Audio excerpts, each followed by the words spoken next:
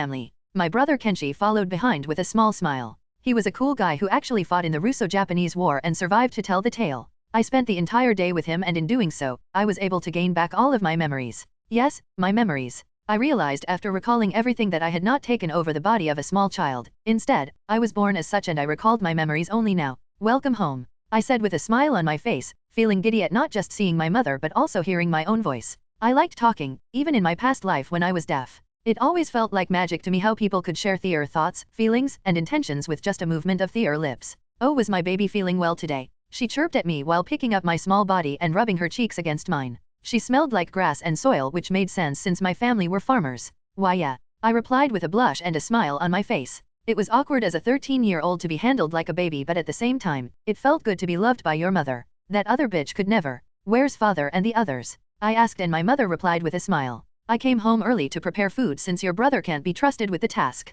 They will be home soon. My brother had an awkward smile and rubbed the back of his head under my mother's faux disappointed gaze. Do you want to help mommy cook dinner, CG? My mother turned back to me with a beaming smile. She was beautiful. She wore dull clothes tainted with dirt, and her hair was tied into a messy bun. By all means, she wore no flattering clothes, but she looked beautiful to me, like nature's greatest gift. I nodded with a small smile. And that was the start of my new life. It was easy for someone who never had anything to start over. Chapter 2, Demon Attack. CG's POV. 3 years elapsed even before I knew it, and I had lived more than I ever did in my past life. I was happy. Some people might find that hard to believe, given my prior reaction to the situation I found myself in. But happiness comes from the people you surround yourself with, not from the world surrounding you. I experienced that firsthand. Because in this second life, I was lucky enough to be surrounded by a real family who truly loved me. Now how could I possibly be sad even if I was living in the worst era of human history? How could I stop smiling when I finally had a family? There was my father, my mother, my older brother, and 3 older sisters.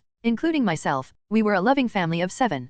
Quite a small family actually in this era. We were wealthy as both my father and brother were army officers who retired after the Russo-Japanese War. We moved from the city to the rural areas after their retirement. They bought a large piece of land for farming and a small mansion with their pension money. There, we lived a slow and peaceful life just like they always wanted. I thought I was blessed to have been reborn into such a family. My father and brother were tough men, but they had a very soft side for their family. My mother and sisters were all beautiful and loving women who couldn't help spoiling me every moment of the day. I would get passed around like a teddy bear, and I was more than happy to oblige. I was the youngest in the family, and by a lot. There was an 8-year difference between me and the second youngest sibling. I was what they called a late-in-life child. I was a pleasant surprise addition to the family. But this happiness did not last long, and I would have expected it if I had known the world I was living in at that time. I was 7 years old when it happened. Who would have thought a Gen Z soul like me could ever enjoy farming? I said with a smile while wiping the sweat from my face. As a 7-year-old and the little jewel of the family, I was of course not allowed to do hard work on the farm yet. But I was in charge of watering all of the plants.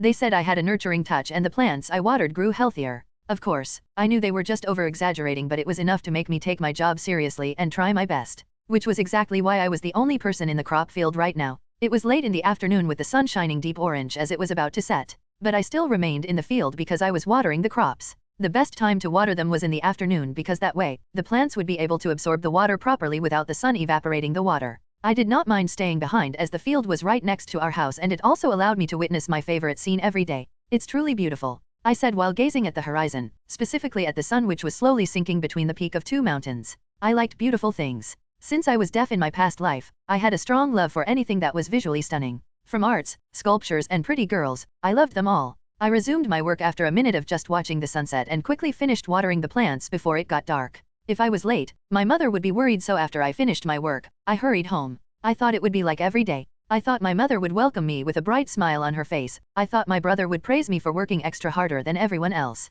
But that day, it was different. That day was the end of it all. What is that smell? I asked myself. It was the smell of blood so thick that it made me want to fall down on my knees and vomit. There was a metallic tang to it that stuck in my nostrils. I quickened my steps and head towards my house. The closer I came to the house, the stronger the smell got, and then I heard the sound of sobbing from inside. Mom? Dad? I ran to the door and slid it open. My blood froze when I saw it. The image was forever imprinted on the darkest corner of my mind. Inside, I saw the walls of the house I called my home, painted with blood and intestines. I also saw littered corpses and pieces of flesh sprawled around from the entrance to the living room. My stomach twisted at the sight, and then my heart when I realized it was the pieces of my family. I couldn't help myself and emptied the content of my stomach right then and there. I vomited violently in the doorway. My vomit was mixed with tears that fell down like a broken dam. I did not feel anything at that time, even though I was bawling my eyes out. I felt too many intense emotions all at once, so I think my brain just numbed everything. Then I heard a piercing scream which made me look up. I stumbled and then crawled towards the sound. The blood and pieces of flesh on the floor made it so slippery that I fell down numerous times.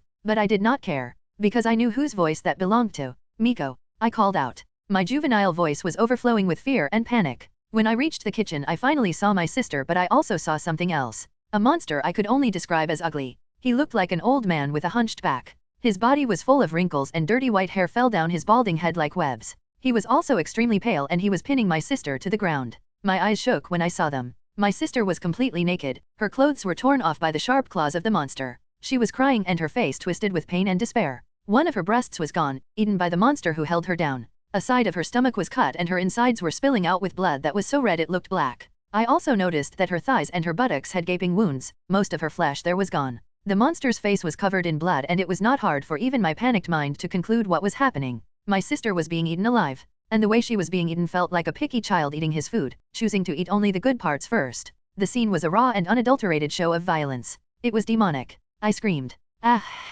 My throat ripped due to how loud it came out. And then I charged at the monster who had killed my family and was eating my sister. My 7-year-old body moved as fast as it could and adrenaline pumped in my veins. I still haven't felt anything yet. But before I could even reach the monster, he turned towards me. His face looked like an old man and he opened his mouth. He released a sonic boom that ruptured my ears and froze my adrenaline. My small body was sent flying away from the shockwave and I crashed into the wall. Pain.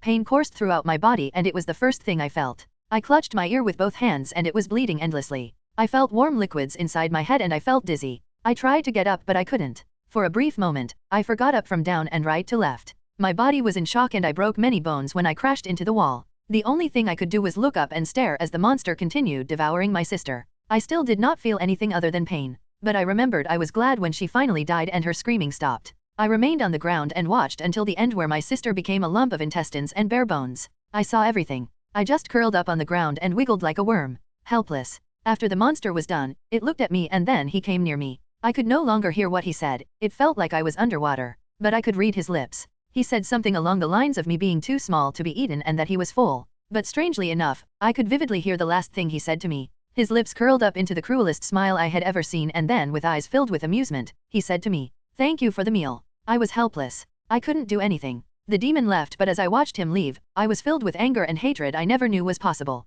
Was a child even capable of bearing such hatred? Out of pure spite, I pushed myself off the ground and then ran after him. When he was in the doorway about to leave the house, I caught up to him. I ran at him with mindless abandon. My body functioned only through anger and my action was filled with spite. But I remember, my main objective then was not to kill the monster. I knew I could not kill him even if I wanted to. I only attacked because I was filled with anger and because I wanted something else. I wanted to die. I wanted to die before my mind stopped panicking and this nightmare became a reality. I wanted to die with my family. But the monster did not kill me. I think it knew what I wanted and was refusing to grant me my wish. He merely swung his arm at me and I felt my shoulder and ribs breaking under his inhumane strength. And then for the second time, he opened his mouth and released a sonic boom that sent me flying away like a rag doll. I lay sprawled on the ground, along with the pieces of flesh which I once called a family. I could not even differentiate who was who. They were all just mingled remains of bones and intestines. The monster left and I was alone in the house. My home had turned into hell. It took some time but then it eventually came, pain. And it was not the physical pain I got from being injured. It was something else, something that came from the deepest part of my soul. Reality sank in and the nightmare finally became vivid. I started brawling and I felt my heart being crushed by an invisible hand. It felt like I was being strangled. Grief, sadness, pain, despair, guilt, and every negative emotion I know of and some I never knew existed. I gathered the pieces of flesh and bones and hugged them in a bloody mess of gore. And the whole night I stayed in that hell, trying to find the final worth of comfort from my lost family. I think I cried the whole night but everything was silent because I lost my sense of hearing. That night, after 3 years since regaining my memories, I was robbed of everything I was blessed with in this second life. My family and my hearing. I mourned in the silence. Chapter 3, The Transparent World. CG's POV. I said the time and place I was born in could not have gotten worse. I jinxed myself because it got so much worse. Demon Slayer. That was the world I was living in. That was my new reality. A manga/anime that was based in the Taisho era of Japan. The main villains of the anime were the demons who fed on human flesh and were vulnerable to sunlight. These demons were hunted by demon slayers who were the good guys. It was a dark shonen where almost every named character had their families slaughtered by demons one way or the other. So if I was being honest, it was not surprising that I suffered the same fate. But God, was it a hard fate to swallow? I couldn't accept it. I remember crying and mourning for days after losing my family. I cried until everything felt numb. But after a week passed, I was fully at peace with my situation. I was lucky because other than the initial grief I felt, I did not bear any lifelong traumas. Because my mentality was fundamentally different from everyone else. I had known my family for only 3 years while I lived 13 years in my past life without a family. So what did that mean? It meant that deep down, I knew I never really had a family. The family I got in my second life were all blessings that I did not deserve. It was like a privilege that I was even able to live with them and enjoy life for 3 years. So instead of mourning over what I lost, I learned to be thankful for what I had. You could say that I was dealing with fear or death much better compared to a child who knew his family his whole life. To them, it must have felt like someone had destroyed their whole world. But to me, it felt like someone stole everything from me after I won the lottery. Two different feelings from the same event. The mind was a powerful thing. After a week, all I felt was hatred for those who had stolen from me. I despised the beings who robbed me of the warmth of a family. I would never forgive them, especially that old demon who refused to kill me. Fuck that ugly piece of shit. It has been 8 days since that night and life had been silent for me ever since. With my hearing completely destroyed by the blood demon art of that old demon, it was just like my past life. I was deaf and without family. Talk about going back to square one. In a short time, I got used to being deaf again. I even regained my old skill of reading a person's lips to hear what they were saying. I guess old skills die hard. But even though I was living in perpetual silence, I was far from being lonely. In fact, it was the opposite, as I was never left alone since the incident happened. All the villagers came together to care for and comfort me. It got to the point that people were actually fighting over whose house I was going to stay in and take care of me. Not only that, the villagers were quick to clean up the mansion and prepare a big funeral for my dead family. And I kid you not, people I had never even met before cried harder than even myself at the funeral. What could be the reason? Was it sympathy? Was it the pity for the small child who lost his whole family in one night? Or was it human kindness? It was none of them. The real reason was greed. As I said before, my family was exceptionally wealthy due to my father and brother, so these people were trying to get on my good side so that I would choose them to be my legal guardian. I was still a child in front of the law, so I could not inherit the wealth of my family until I came of age. Until then, my family's wealth was to fall into the hands of my guardian. Normally, a relative of mine should be my guardian, but as I did not have other relatives, it would have to be one of these villagers who would become my legal guardian. Although eventually I would regain full ownership of my inheritance, there was still many benefits people could gain while I was young. For example, they could use our land to cultivate crops, live in our mansion, and even launder my money with the excuse of using it to raise me. Truly disgusting, but that was just human nature. You do everything to thrive. Especially in a time like this where war and poverty were constant. I knew all of this because they did not hold back what they said in front of the kid who they thought had completely lost his hearing. I might be deaf now, but like I said, I could still read their lips easily. Can you understand me? A stupid question to ask a kid who just lost his hearing, but okay, I could entertain you. Random villager who acted like my favorite uncle since I lost my parents.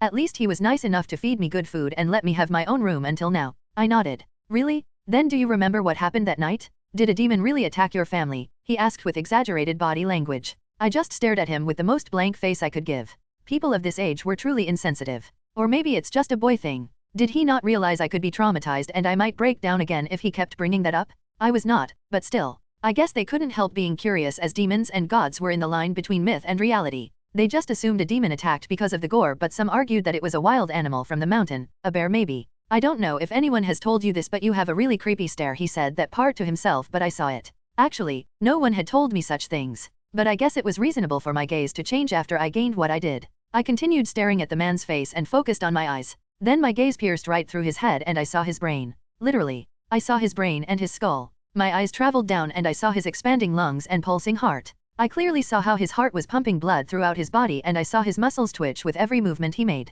I was also able to discern the minor muscle tear in his biceps, quads, and shoulder, which hints at the work he was doing in the fields. It felt like I had an inbuilt X-ray vision in my eyes. I could see everything I wanted and hadn't desired. I could also read his body language like an open book, and predict his movements by the breath of his lungs and the contraction of his muscles. At first, I thought I was merely seeing things. I thought that it was the result of a trauma I got from seeing my loved ones eaten alive. But soon enough, I realized that it had nothing to do with trauma. Instead, it was one of the rarest powers in the Demon Slayer world. It was called the transparent world. People with this ability were able to see the inner workings of any creature. They could perceive the flow of blood, breathing, muscular contractions, and joint movements of the creature they are looking at. They could then use this ability to predict the movement of said creature, find their weaknesses, and even discern their genetic makeup, which helped them distinguish demons from humans or even trace back their descendants. Not only that, the transparent world also boosted the perception of the user and gave them faster reflexes. There might be other things that were not mentioned in the manga as well. There were only 7 known users in the whole world, and the only way to attain the transparent world was after activating the Demon Slayer mark, another unique power of the Demon Slayer world.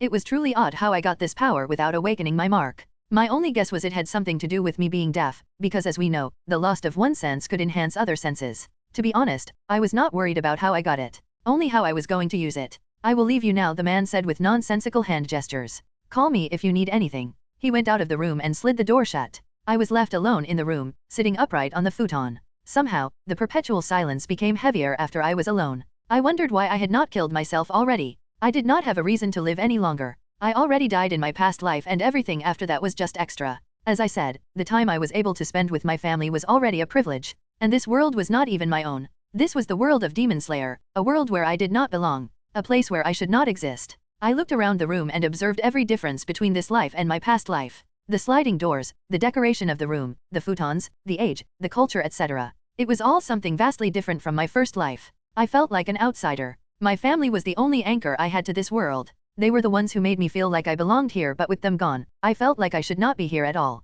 So why had I not just killed myself? What could I possibly expect from continuing to live? I was deaf and I was an orphan. Was this not exactly as I was in my first life? No, scratch that. It was worse with the presence of demons and the upcoming world wars and disasters. It would be easier to just kill myself right here and finally rest or fade away to nothingness. Such thoughts were loud in the silence of my world. I contemplated for a long time until I eventually came to a conclusion. Hope. That was the biggest thing that made me want to keep living. The hope was that everything would not remain as it was. Maybe I would eventually find a new family to live for. Maybe I would make friends, fall in love and find a reason to fear death again. Hope became a pillar of my world. And there was one more thing that prevented me from committing suicide right then and there. Demons. Fuck those ugly pieces of shit, especially that old demon who took everything for me. I would slaughter every last one of them. My hatred created a goal for me and I found a reason to continue living once more. That goal became my driving force during the darkest moments of my life. I knew I was capable of realizing this dream with my future knowledge and the transparent world. So I got up from the futon and walked towards the mirror in the room. I stood in front of it and looked at my reflection. A young boy with dark circles around his eyes stared back at me with purple eyes that glowed eerily. His eyes looked dead and alive at the same time. He wore a black haori and he had a messy purple hair on top of his head. His skin was pale and he was quite big for a kid his age. So that was me. Not bad. I thought to myself. I haven't seen my reflection in a week, but I still looked good as ever. I was handsome in my past life and I was sure to grow up to be just as beautiful in this life as well. Well, another reason to continue living, I guess. I focused my eyes and then I looked at the inner workings of my own body. It was kinda gross as my brain, lungs, muscles, heart, and all of my organs revealed themselves under my gaze. This was it. This ability would be extremely useful to grow stronger. It was every science-based bodybuilder's dream ability and it would allow me to train with the utmost efficiency. Not only that, it would help me immensely in learning about breathing styles. Well, what am I waiting for? Another demon attack. I thought to myself when I saw that the injuries I got were mostly healed. Then I got down and I began doing push-ups while carefully looking at my own reflection. Chapter 4, Path to Strength. CG's POV. Can you recall what the demon looked like? Why was everyone so insistent on traumatizing me? If they kept on reminding me like this, I might actually start crying to make sure they never bother me again. I took my eyes off his moving lips and looked at the board he had in his hands. On it, the question he asked was written in bold hiragana. I knew how to read Japanese even though it was not my native language in my past life. I was kind of a language freak back then. I knew how to read and write 12 different languages. It had something to do with being deaf and writing being the only form of communication I had with others. I did not go to school in this second life of mine, but my past life's knowledge translated into an actual skill, so even though I was 7, I was probably the most educated person in this village. I looked up at the man who was holding the board and I analyzed his dress. He wore a black jacket which buttoned up to his neck along with black pants. He wore a white belt on which a katana was tightly strapped. All in all, it was the standard Demon Slayer uniform. Why does it matter, dude? You are 10 days late anyway. Wait, what did you say? Oops, did I say that out loud? I reminded myself to be careful as I occasionally had slip-ups like that after going deaf again. I would blurt out my own thoughts and I wouldn't be aware since I couldn't even hear my own voice. The demon really fucked up my ear. I said you won't believe me anyway. No one does. I said, and he gave me a look that screamed that was not what you just said. But what was he going to do? Argue with the 7-year-old who just lost his whole family? No, he shook his head and his eyes became gentle instead. I promise I will believe what you say. Do you trust me? No dude, we just met a few minutes ago. He moved closer to the futon where I was sitting and he gently put his hand on my shoulder while he supported his body with his other hand. He leaned towards me. I understand you, kid. I experienced the same thing you did when I was a child. He started, and now, I am a demon slayer. I hunt those monsters so that they won't ever harm anyone again. So I need you to tell me what the demon looked like and what his powers were? His eyes found mine and for the first time since I got the transparent world, someone was able to hold eye contact with me. I wondered, did he remember I was deaf or did that fact completely cross his mind in his emotional state? After a few seconds of silence which was awkward only for him, I replied. He looked like an old man with a hunched back. His skin was pale, almost blue, and he was very, very ugly. They all are, he chuckled. And for his powers, I said. He could shout really loudly and it even caused my ears to bleed. The demon slayer went mute in thought and he muttered to himself, so a sound-based blood demon Artha. After that, he focused back on me and flashed a smile. Thank you for your help, kid. I will make sure your family rest in peace by killing the demon. He stood up after that and fixed his uniform. He had come to the village today and was able to get permission to talk to me alone after asking permission. But now that he got what he wanted, he was going to leave. But I didn't let him. Wait a minute, sir. I called out and crawled out from the futon where I was resting. He turned back to look at me. He tilted his head in question. Yes. How can I be like you? I asked bluntly. How can I be a demon slayer like you? He paused at the question and with my sharp eyes, I was able to see his hesitance to reply to me. On one hand, he did not want to give an answer to protect me, but on the other, he knew what it was like to lose your loved ones to a demon. He understood the feeling of hatred and the need for revenge. Please, I added.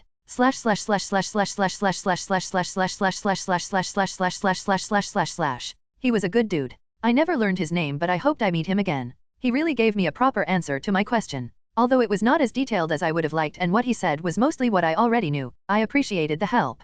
Especially for telling me the location where the final selection would be held. The way to become a demon slayer was simple. Firstly, you had to find a mentor to teach you sword skills and train your body. They could be any demon hunter, but mostly, the mentors were veteran demon slayers or retired Hashiras. After passing the training, you had to get your own Nichirin blade. This was why it was necessary to get a mentor, because you could only obtain one through them. And then, you must go to MT Fujikasane to attend what was called the final selection process. After passing that, you would become an official demon slayer. Pretty straightforward if I am being honest. The only problem was how to find a demon slayer to mentor me. It's not like demon slayers were common in the first place, but a veteran or a retired Hashira were even rarer. But then again, I could just go to the final selection directly and steal a Nichirin blade from one of the participants. Scratch that, I wouldn't even have to steal. If I remember the show correctly, many trainees die every year in the final selection, so I could probably loot their dead body. My main priority should be getting stronger. I laid back on the futon and relaxed my body for a much-needed rest. I thought since my body was already healing, it wouldn't be a problem if I trained. I was wrong, and after a couple of days of training, doing push-ups and other exercises, my injuries got worse. Basically, I couldn't heal when I was constantly using up all my energy and creating muscle tears while training. I got so engrossed with getting stronger that sound logic slipped my mind. It was kind of embarrassing, but in my defense, I thought it would be fine since it was a shounen world where breaking your limits with determination and friendship was the average Tuesday. Alas, this was not fiction anymore, it was real. And even if it was, I was not the main character. So with all those thoughts swirling in my ever-silent world, I closed my eyes and focused on resting. If I had to rest, I was going to rest like no one ever rested before. Such was the path to strength. So I slept. Chapter 5, Training Arc. CG's POV. The next phase of my life was full of hurdles and self-discovery as I walked the path towards strength. It was not an easy road. If my life was a book, I would name this chapter of my life the Training Arc. Firstly, I was adopted by the community leader of our village. Contrary to my expectation, we did not move to our mansion due to fear that it might be a bad omen or haunted, especially with the way my parents were brutally slaughtered. But they did use our field to cultivate like I expected. It was at this point in my life that I realized greed was only a small fraction of human nature. Just because people were greedy, that did not mean they were bad people. Humans had flaws, but they also had a soul. With the help of my enhanced eyes, I could see lies and deceit from miles away, so believe me when I say there was no lie, humans were kind. They were good people. Although I could never love them like I did my previous family, I was glad they were there for me. It must have been tough to handle me in my early days when I wouldn't open up to anyone and live an isolated life with the excuse of being deaf. But they were persistent. So at one point, I gave in and I was happy I did. The family who adopted me were two old couples. They were 40, but it was considered old when the life expectancy was 42 years old. They had no more families as their two daughters already got married and moved out to their husband's household. But even though it was only us three, we always had guests as uncle was the leader of the village. They could either be travelers or traders, and since there were not such things as hotels, they would stay in our house or any other house they could find for the night. So we were never lonely. My training started after I was fully healed from the injuries, and at first it was mainly about building muscles with the help of my past knowledge and fully utilizing the transparent world.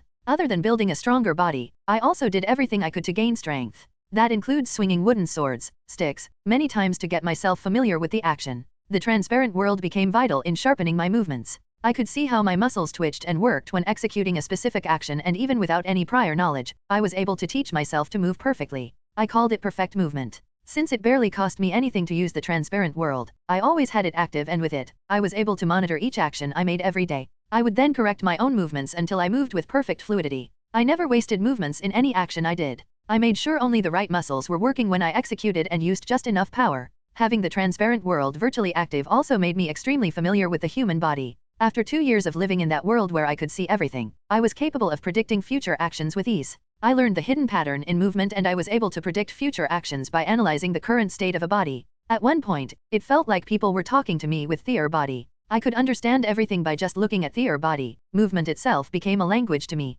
Correct, I had learned the language of the body. One more interesting thing to note was that having the transparent world perpetually active made me sleep a lot due to obvious reasons. My brain worked overtime to process all the information I got from my eyes, so it took a toll on my brain. I had to sleep at least 12 hours every day. This would be even worse if I was not deaf. Luckily, the part of my brain which should process my sense of hearing was free and more of my brain was able to focus on my sight alone. I hoped this minor drawback would be fixed by the time my brain fully matured. So 3 years passed just like that, and during that time, my improvement could be summarized into 3 things: enhanced physique, perfect movement, and body language. At the age of 11, I realized I was no longer making much improvement other than my physique, so I started looking for other ways to get stronger. That was when I learned that there was a kendo dojo in the city of Tokyo which was not too far away from our village. It was only around half a day travel on foot. I asked my uncle to buy me a bicycle to go back and forth from Tokyo to the village every day. He did not protest as I rarely ever asked for anything and it was bought with my inheritance money anyway. That was also why I was never expected to work on the farms to help them.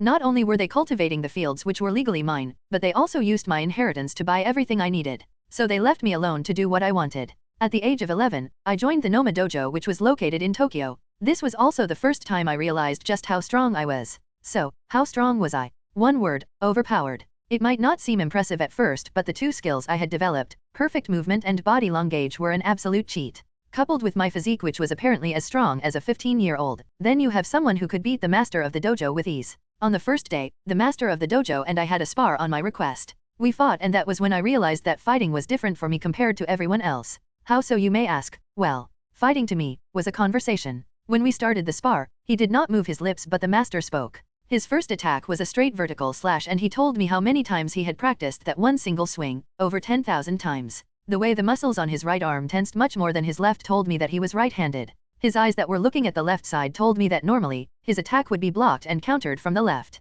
His feet were planted firmly on the floor, showing his absolute lack of fear towards me. And it also told me that he had no interest in fighting aggressively, he was only trying to demonstrate his skill. His tight shoulders told me exactly where the swing was going to end and how much force was put into it. His bent elbow screamed his next move to me, a horizontal slash from the right. It was overwhelming. He talked a lot. The master told me everything without opening his mouth. The craziest thing was that it happened in under a second. I dodged his swing with perfect movement. I was like water which found the easiest and most effective way to flow. After I dodged, the master had a surprised look on his face and then he used another attack. Just like I expected, it was a horizontal slash from the right side. I also blocked that with minimal effort. There was no waste of energy when my buken slammed against his. His attack barely slipped off mine when the wood met. Then it was my turn to attack and right when I thought of attacking, the master spoke again. This time, he told me about every weakness he had and how he was going to protect himself. His hesitance to step back told me of his arrogance, his greatest weakness. The middle finger on his right was not gripping the handle properly, it was injured.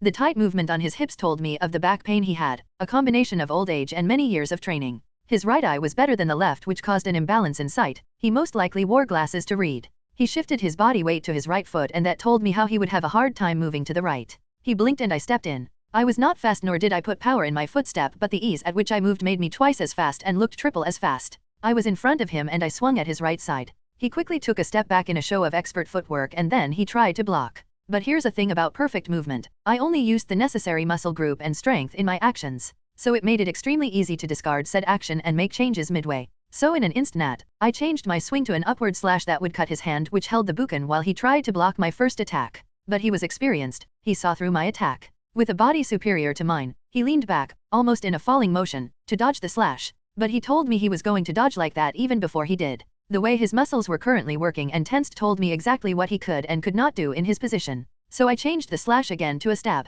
I took a step forward and lunged at him. The master could no longer block and right when he stumbled to a stop my buken hit him, stabbing not at his heart but his pancreas. I could see exactly where I was hitting and without a doubt, he would have died. There was a long moment of stunned silence from him. His body completely froze in shock. Then he said with a strained smile, stabbing is not allowed. Right.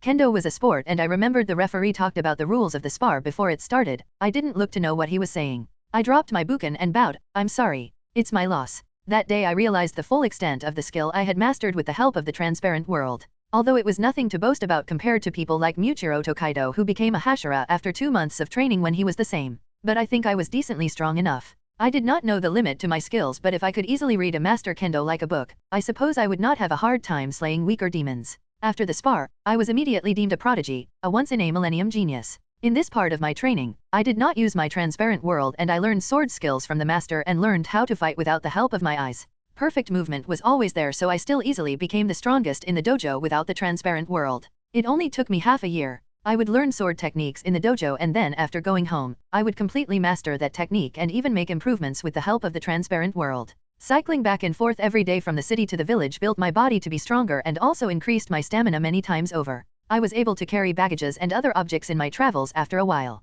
The villagers used me like a mailman, but I did not mind and used it as strength training. I entered many competitions during my time in the dojo and obviously, I emerged victorious in every competition. I even got some fame to my name and added wealth to my inheritance. And just like that, 2 years passed and I was 13 years old. Status. Name, Seiji Shigen. Age, 13. Physique, trained adult. Height, 5 feet 5 inches. Main power, transparent world. Skills. 1. Perfect movement. This gives him the ability to move perfectly with no wasted strength or movement. It allows him to move by working only the necessary muscle groups so he can conserve energy but also make changes in his action midway. It is exactly as its name suggests. This no longer requires the use of the transparent world and remains passive unless he learns complicated movements or techniques which he has never seen or done before. 2. Body language. This requires a transparent world and using this skill, CG literally understands body language. Even the tiniest twitch of your muscle or your breathing pattern and even your heartbeat tells him everything. CG can perfectly predict movements before they ever happen, but this depends on how experienced the fighter is. If the opponent is top tier, CG might only be able to predict their next move. You are telling him everything basically. End. CG's POV. The next phase of my life was full of hurdles and self-discovery as I walked the path towards strength. It was not an easy road. If my life was a book, I would name this chapter of my life the training arc. Firstly, I was adopted by the community leader of our village. Contrary to my expectation, we did not move to our mansion due to fear that it might be a bad omen or haunted, especially with the way my parents were brutally slaughtered. But they did use our field to cultivate like I expected. It was at this point in my life that I realized greed was only a small fraction of human nature. Just because people were greedy, that did not mean they were bad people. Humans had flaws, but they also had a soul. With the help of my enhanced eyes, I could see lies and deceit from miles away, so believe me when I say there was no lie, humans were kind. They were good people. Although I could never love them like I did my previous family, I was glad they were there for me. It must have been tough to handle me in my early days when I wouldn't open up to anyone and live an isolated life with the excuse of being deaf. But they were persistent. So at one point, I gave in and I was happy I did.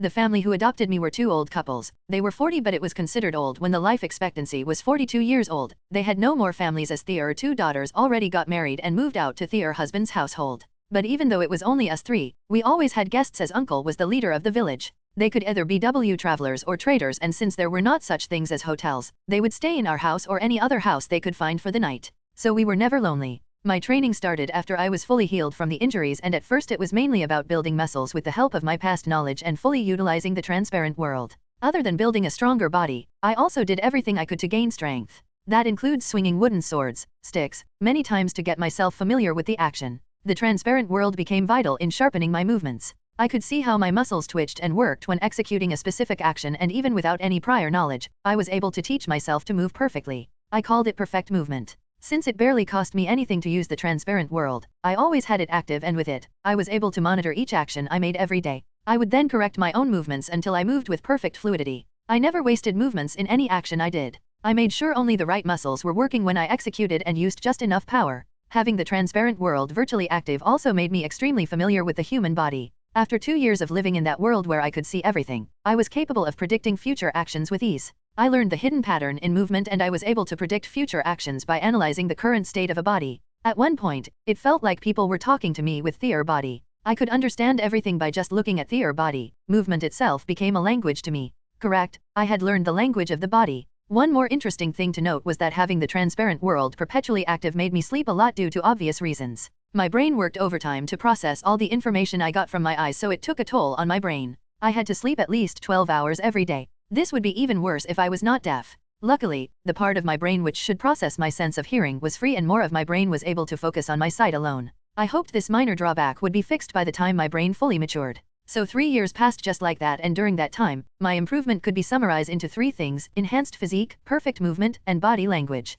At the age of 11, I realized I was no longer making much improvement other than my physique, so I started looking for other ways to get stronger. That was when I learned that there was a kendo dojo in the city of Tokyo, which was not too far away from our village. It was only around half a day travel on foot. I asked my uncle to buy me a bicycle to go back and forth from Tokyo to the village every day. He did not protest, as I rarely ever asked for anything and it was bought with my inheritance money anyway. That was also why I was never expected to work on the farms to help them. Not only were they cultivating the fields which were legally mine, but they also used my inheritance to buy everything I needed. So they left me alone to do what I wanted. At the age of 11, I joined the Noma dojo, which was located in Tokyo. This was also the first time I realized just how strong I was. So, how strong was I? One word: overpowered. It might not seem impressive at first, but the two skills I had developed, perfect movement and body language, were an absolute cheat. Coupled with my physique, which was apparently as strong as a 15-year-old, then you have someone who could beat the master of the dojo with ease. On the first day, the master of the dojo and I had a spar on my request. We fought, and that was when I realized that fighting was different for me compared to everyone else. How so, you may ask? Well, fighting to me was a conversation. When we started the spar, he did not move his lips, but the master spoke. His first attack was a straight vertical slash, and he told me how many times he had practiced that one single swing, over 10,000 times. The way the muscles on his right arm tensed much more than his left told me that he was right-handed.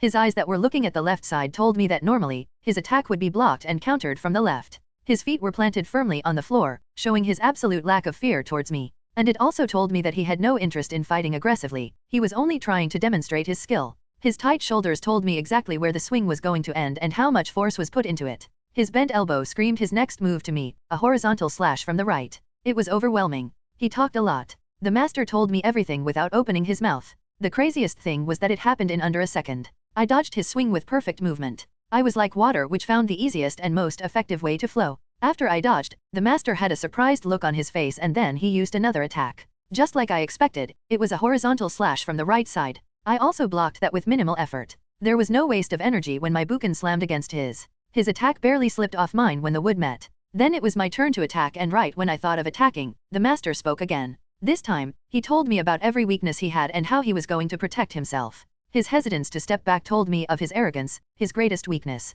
The middle finger on his right was not gripping the handle properly, it was injured. The tight movement on his hips told me of the back pain he had, a combination of old age and many years of training. His right eye was better than the left, which caused an imbalance in sight. He most likely wore glasses to read. He shifted his body weight to his right foot, and that told me how he would have a hard time moving to the right. He blinked and I stepped in. I was not fast, nor did I put power in my footstep, but the ease at which I moved made me twice as fast and looked triple as fast. I was in front of him and I swung at his right side. He quickly took a step back in a show of expert footwork, and then he tried to block. But here's a thing about perfect movement. I only used the necessary muscle group and strength in my actions, so it made it extremely easy to discard said action and make changes midway. So in an instant, I changed my swing to an upward slash that would cut his hand, which held the buken, while he tried to block my first attack. But he was experienced, he saw through my attack. With a body superior to mine, he leaned back, almost in a falling motion, to dodge the slash. But he told me he was going to dodge like that even before he did. The way his muscles were currently working and tensed told me exactly what he could and could not do in his position. So I changed the slash again to a stab. I took a step forward and lunged at him. The master could no longer block, and right when he stumbled to a stop, my buken hit him, stabbing not at his heart but his pancreas. I could see exactly where I was hitting, and without a doubt, he would have died. There was a long moment of stunned silence from him. His body completely froze in shock. Then he said with a strained smile, "Stabbing is not allowed, right?" Kendo was a sport, and I remembered the referee talked about the rules of the spar before it started. I didn't look to know what he was saying. I dropped my buken and bowed. "I'm sorry. It's my loss." That day I realized the full extent of the skill I had mastered with the help of the transparent world. Although it was nothing to boast about compared to people like Muichiro Tokaido, who became a Hashira after 2 months of training when he was the same. But I think I was decently strong enough. I did not know the limit to my skills, but if I could easily read a master kendo like a book, I suppose I would not have a hard time slaying weaker demons. After the spar, I was immediately deemed a prodigy, a once-in-a-millennium genius. In this part of my training, I did not use my transparent world, and I learned sword skills from the master and learned how to fight without the help of my eyes.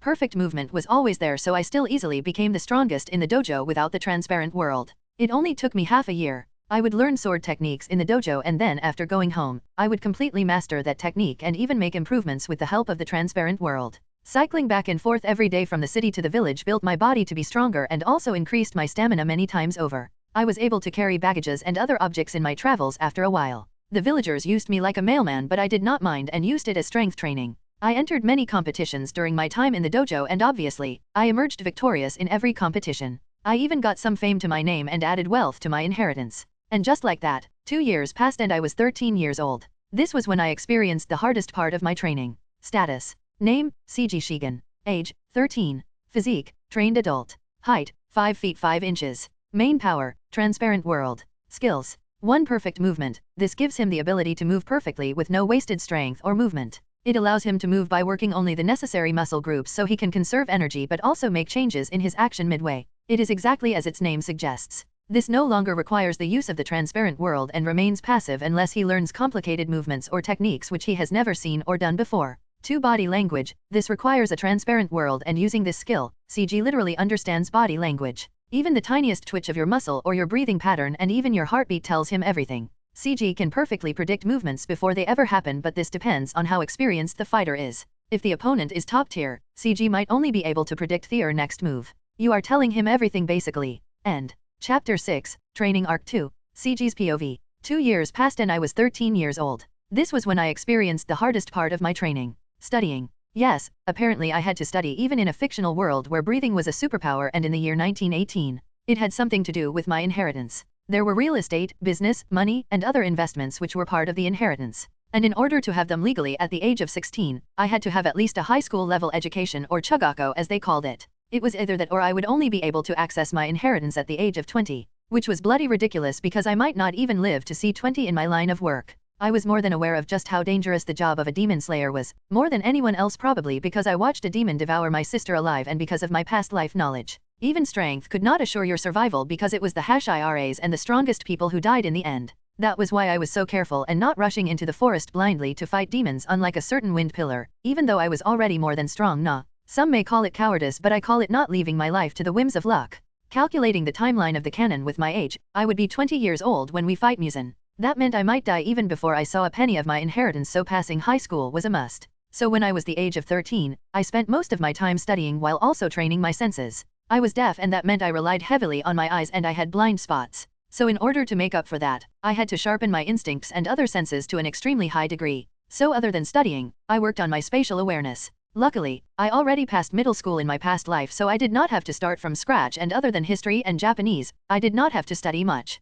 Education in the 21st century was undoubtedly superior after all. The exam for high school was nationwide. That meant that even if you didn't go to school, you could study by yourself and pass the exam. It was the eve of the First World War, so no one had time to waste a whole day going to school, so people mostly took this kind exam. I was among them, and after a total of 4 months of preparation, I passed high school successfully on my first try. My uncle and aunt were so happy with my achievement, as even high school level education was impressive during this time. After I was done with my exams and got my results, I finally focused on the most important aspect for demon slaying: breathing styles. I figured I would pick up the skill easily, especially with the transparent world. If people like Inashuk could invent their own breathing style, why the hell should I not be able to? This will be a piece of cake, I said, and looked at my reflection in the mirror. My gaze pierced through my flesh and bones, and I focused on my lungs, which were noticeably bigger than average. Lung training was obviously part of my physique training schedule since I knew how important it was. I trained using a gourd like it was shown in the anime, and I also came up with my own method of training, which included holding my breath for long periods of time.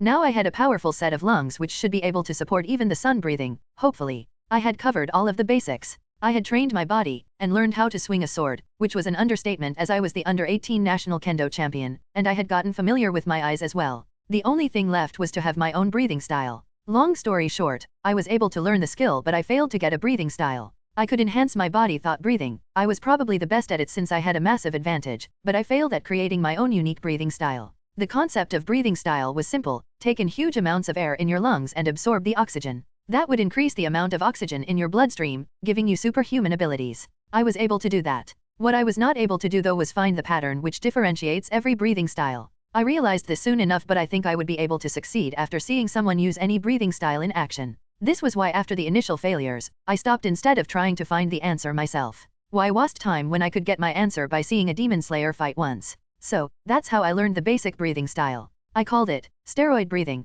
because it's true and funny. Everything you need to know is in the name. It was an incomplete breathing style that did not have any particular special attribute but worked well in enhancing every stats I had. After that, I finally decided it was time to end the training arc. I was exactly as old as I was when I died in my past life. I was 13 years and 7 months old. It was also the exact age Tanjiro was when his family was killed, so I thought it was the perfect year. Both I and the MC would start our story at the same age. So at the age of 13, I began my journey. My main goal was to travel to MT Fujikasane for the final selection this year and on my way, hunt some demons. That's right, you ugly sons of bitches. Revenge time. Name, CG Shigen. Age, 13. Height, 5 feet 5 inches. Physique, highly trained adult. Main power, transparent world. Breathing style, incomplete. Basic enhancement. Steroid breathing. Sword skill, easily Hashira level in sword skills alone. But he is still below Hashira when it came to fighting with sword as he lacks experience. Meaning if it was Swordman vs Swordman, he would rival any Hashira in pure skill, but in Swordman vs Demon, his sword skill may prove to be more ineffective. Skills. 1. Perfect movement. This gives him the ability to move perfectly with no wasted strength or movement. It allows him to move by working only the necessary muscle groups so he can conserve energy but also make changes in his action midway. It is exactly as its name suggests. This no longer requires the use of the transparent world and remains passive unless he learns complicated movements or techniques which he has never seen or done before. 2. Body language. This requires a transparent world, and using this skill, CG literally understands body language. Even the tiniest twitch of your muscle or your breathing pattern and even your heartbeat tells him everything. CG can perfectly predict movements before they ever happen, but this depends on how experienced the fighter is. If the opponent is top tier, CG might only be able to predict their next move. You are telling him everything basically. Chapter 7, First Demon. CG's POV. At the age of 13 years old, I began my journey. The plan was to direct all of my teenage spite and rebellious phase towards the demons. Since I died at the age of 13 in my past life, the demons were in for 2 lifetimes worth of teenage angst. I pity them. I'll be leaving now, I said to my uncle and aunt who had been taking care of me for many years now. I know nothing we say is going to make you stay, so what else can we do? My uncle sighed. Good luck in your travels, my boy. Take care of yourself, CG. Make sure you send us letters. And always remember you have a home with us, my aunt said while wiping tears from her eyes. I gave them a deep bow to show my respect and appreciation. They were the closest thing I had to a family. We might have even been closer and happier if I just opened up during all these years. But ever since what happened that night, I put a certain distance between myself and other people. It was because of fear of losing a family again and because of what I wanted to do. My heart was still too bitter for that kind of love. Thank you for taking care of me, I said and bowed just a tad bit deeper. I hope they live for a long time. I hope they single-handedly increase the average life expectancy of a Japanese, which was 45 years old. After saying farewell, I left the house and then the village. I did not tell them what I was going to do exactly, only that I was going to leave to travel by myself and that it was an important thing to me. I had told them about it since I was young, so they couldn't refute and knew it was inevitable. In addition, traveling alone like this from village to village was not a rare thing. There were many people who did it for adventure or to find a permanent village where they could settle, so I was able to leave with their blessing. I had a katana strapped to my side. It was forged by one of the most famous smiths in Japan, and it was given to me as a gift when I finally beat the master of my dojo fair and square when I was 12. I also carried a bag with me that had essential tools like first aid, clean water, tools, and a few utensils if I ever wanted to camp in the forest. I think there were some canned foods as well that my aunt packed for me. I bought a map from the city so I was half aware of where I should go. The journey to MT Fujikasane would take me roughly 2 weeks if I traveled on foot, but I expect to reach the mountain in a month. This was because I wanted to hunt demons and get experience before entering the final selection. Another reason would be that I just wanted to enjoy the journey. A question to all my 21st century readers: did you know how beautiful Japan was? Especially during the early 1900s when nature was still virgin, mostly untouched by humans and pollution. It was insane when I thought about how much we ruined nature in the span of only a century. But for now, the world was beautiful. And I really like beautiful things. My eyes could fully comprehend the beauty of nature in all its glory. I could see the air rushing through the forest, a relieving breeze. I could see every reflection of light from the leaves and every moss on the rocks. I saw colors that had names and those without, colors which a normal person would never see. If people saw beauty like I did, I think everyone would fall in love as well. It would have been even more beautiful if I was able to travel during the day, but alas, I was not perfect. I slept during the day and traveled during the night. One of the reasons I did it was because I wanted to be attacked by a demon. But the main reason I slept during the day was because I was deaf. Imagine I slept during the night when demons were roaming around. I hate to admit it, but I was a deep sleeper. I was more vulnerable than anyone else when I was sleeping. So I could only sleep during the day when I knew for certain demons won't attack me. I could only sleep when I knew they were hiding in some dark caves or in a hole. Not to mistake this to be an absolute weakness though. I trained all of my other senses, especially my sense of smell and touch, to be extremely sensitive, so I was still not completely defenseless. Anyways, during the day I slept and at night I traveled. People were kind and there were many huts or small villages all over Japan, so I would just ask nicely for a place to sleep and they were happy to say yes. I was not sure if I was lucky or unlucky, but I did not encounter any demons in the first 2 days of my travel. It was only on the 3rd day, while I was trekking up the mountain of Akiara, that I encountered my first demon. And oh man, was it an experience. Mount Akiara was cold all year round, but since it was not winter, there was no snow. The mountain was a named one, which meant that it was significantly larger than the usual mountains. People rarely visited the mountain due to its high altitude, harsh condition, and because it was not the only route. Actually, it was the longer route compared to the bridge route which led to the same place. But I remember I chose the mountain route because of two reasons. The hope of encountering a demon and the desire to catch sunrise at the peak of the mountain. How beautiful that must be. The air was extremely thin and it only got worse the higher I climbed. The air was frigid and each inhalation would freeze my lungs and cause a slight discomfort on my nasal cavity. Nevertheless, I was well trained so it barely bothered me. I did not know if there were animals or insects, but I imaged them chirping loudly in the silence and isolation of the night. There was a small and rugged trail up the mountain which was covered in vegetation because it was rarely used. The trees in the mountains had thick roots and barely any branches in order to endure the strong winds that undoubtedly blew on the mountain all year round. It was absolutely dark with no light other than the stars and the moon. But the dark never bothered me because, with the transparent world, the world was perpetually visible. Therefore, I noticed immediately the sudden change in the wind. There was something rushing at me from my side and the smell of blood and rotten corpse filled my nose. I stopped. And right then, a demon came out from the forest to my left. His body flew across the trail and right past me at a speed that made me raise my eyebrows. Had I not stopped, his body would have crashed on me and probably break every bone I had. His action was calculated and it also took my footsteps into consideration. It was like a predator leaping at its prey. Well, that was embarrassing. I commented at his monumental miss as his body sprawled to a stop at the side of the trail. But don't worry, no one else saw that. I said, but he did not appreciate my words. He growled at me like an animal with his veins popping out on his face. I promise I won't tell a soul, I said, and he lunged at me. It was a pity. If he had not revealed himself he might have stood a chance. But the brief instance already allowed me to study his body in detail. I already knew how strong he was, what his main strength was and everything in between. He told me everything already. His body disappeared in a burst of speed and force, leaving a shockwave behind as he shot at me like a cannon. A series of actions that was painfully slow with my eyes though. Short burst of power, that was his whole gimmick. He looked like a middle-aged man wearing a white haori and with a pale skin. He had thick powerful legs and bulbous forearms to which spear-like fingers were attached. I took a single step, bent my knees and leaned back to dodge his second attempt at taking my head. It was a swift and precise dodge and he missed again. But he did not stop and he landed on a tree horizontally before he quickly pushed himself off the trunk of the tree. Then he bounced around the trees in the mountains at blinding speed, for normal eyes of course. I think he was trying to confuse me and make it harder to dodge. But it was still painfully obvious to me.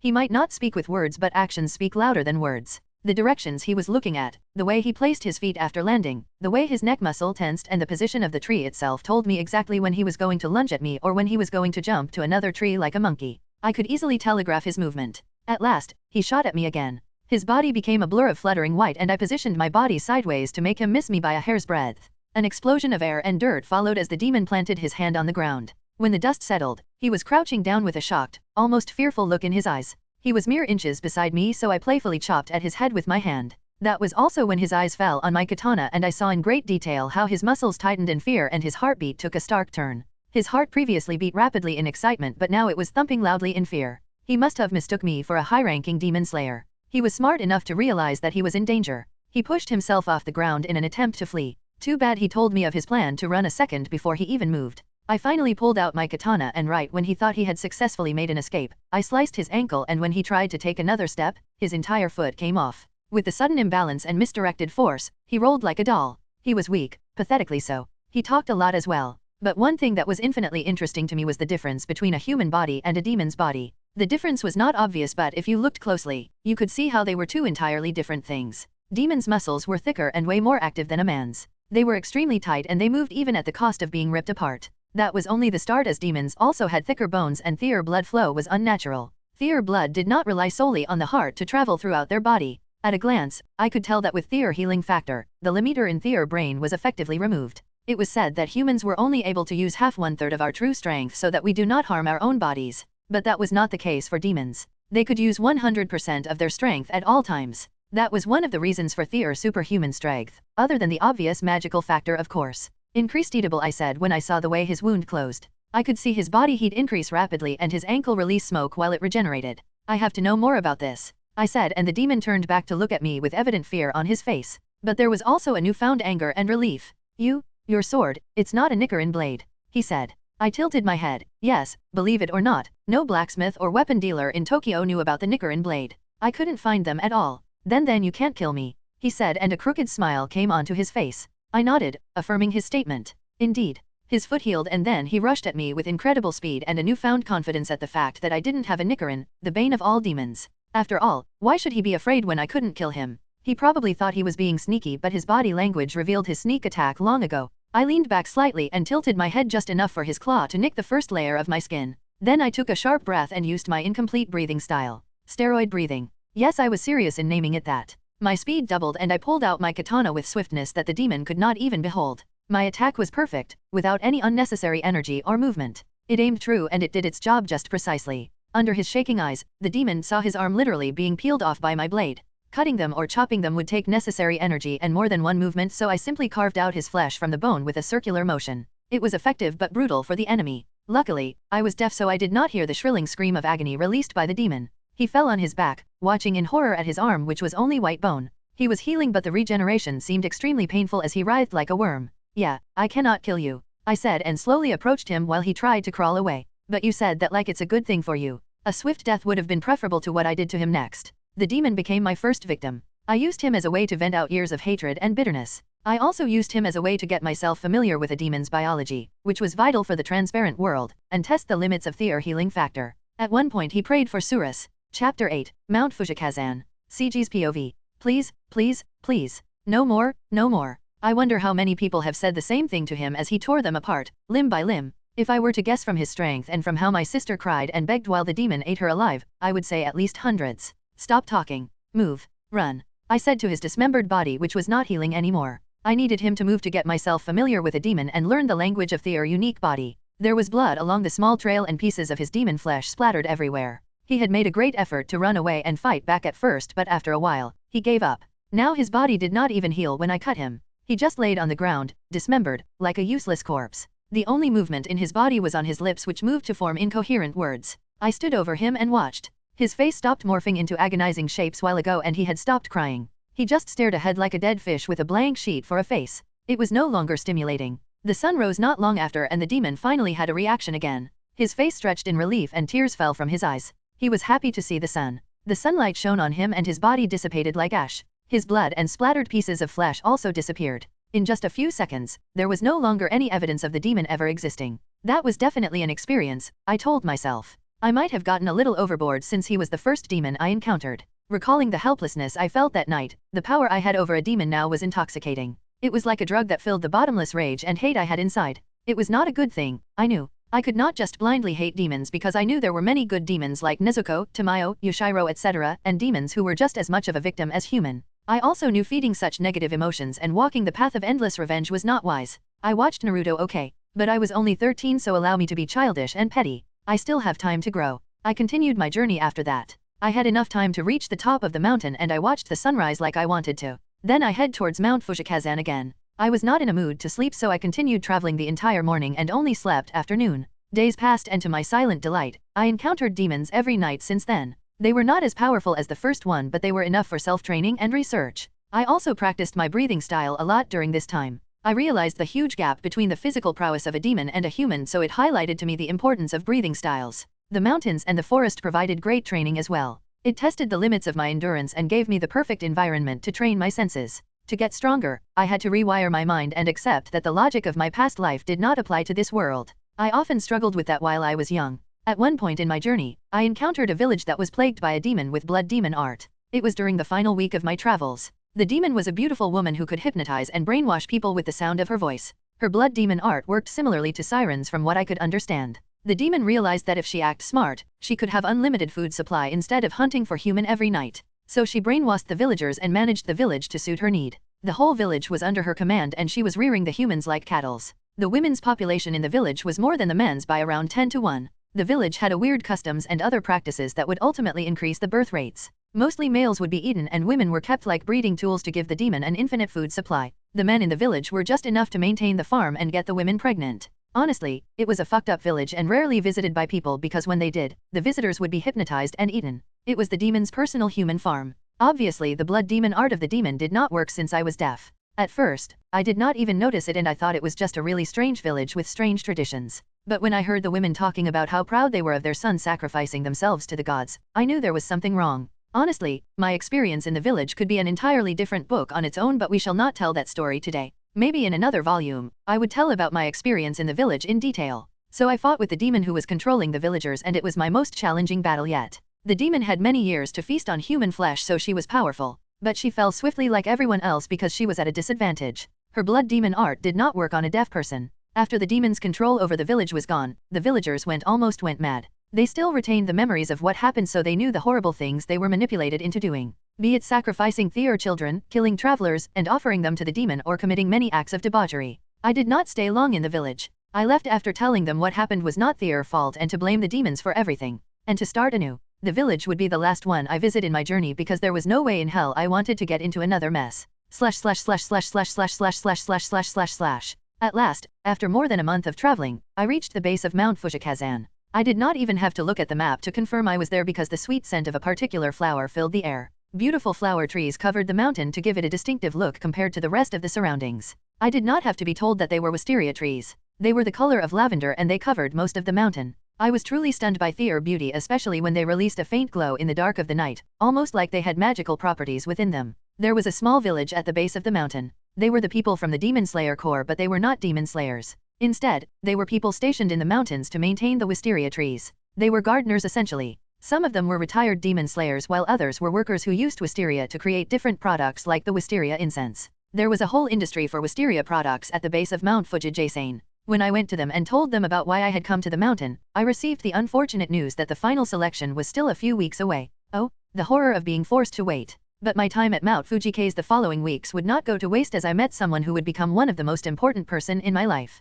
I thought I will be the only one who came early for the final selection. It seems I was wrong. There are still people whose hearts are burning hotter than mine. I was deaf, but even I knew the guy was loud. It was only the second day after I reached Mount Fujikasane, the place where the final selection would take place. He came up to me while I was sleeping under one of the wisteria trees, their beauty casting drowsiness on me. That was when I met him. Hello comrade, my name is Kyojuro Rengoku. It's nice to meet you. Image. Chapter 9, Rengoku Kyojuro, CG's POV. Hello comrade, my name is Kyojuro Rengoku. It's nice to meet you. I still remember that day so vividly. The warm sunlight peeked through the wisteria trees and caressed my skin. The brightness was no longer a bother that stopped me from sleeping. Instead, it had become comfortable out of habit. He came up to me with all the loudness of a day. For a moment I thought I had regained my hearing. His presence was like the sun, unapologetic for shining so brighter than everyone else. I lazily opened my eyes to give him a look and I was awestruck. He was beautiful. In an artistic way, of course. If God were an artist, he would be considered a masterpiece. A tall frame filled with muscles that were designed solely to fight and swing a sword.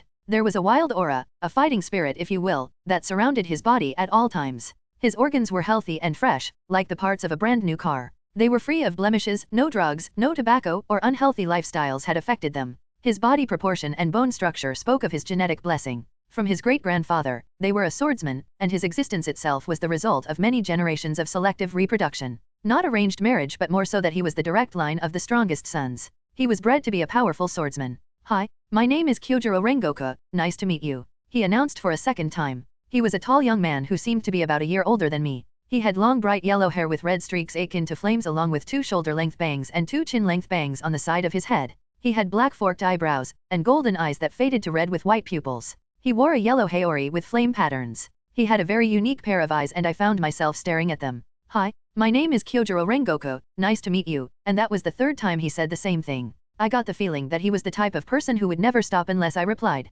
Hello Kyojuro Rengoku, my name is Shigen Seiji. It's a pleasure to meet you as well, I said to the future flame Hashira. He laughed. What a plain voice you have for someone who seemed to burn with passion. It was funny because I got that lot. They said my voice had absolutely no intonation and it sounded completely flat, as if I was speaking in the same octave. I guess I came to you at the wrong time. I apologize for waking you up, he said, but the wide smile on his face told me that he was not really sorry. But may I ask why you are sleeping on such a beautiful morning? I didn't sleep last night, I said, and got comfortable leaning on the tree again. Rengoku hit his palm with a fist in a gesture of realization. Oh, I see you were hunting demons all night. I should have guessed. It was interesting to meet one of the most beloved characters in Demon Slayer. Unfortunately, like many characters beloved by the fans, he died at the hands of the demon Akaza. I actually cried when I saw his death as well. Wait, who died? Oops, did I say that out loud? Nothing, I said and closed my eyes. Although it was an exciting experience to meet him, I was too tired and sleepy to care. Maybe after a much-needed sleep, I would interact with him more. He said he was here for the final selection, so it's not like he would disappear soon.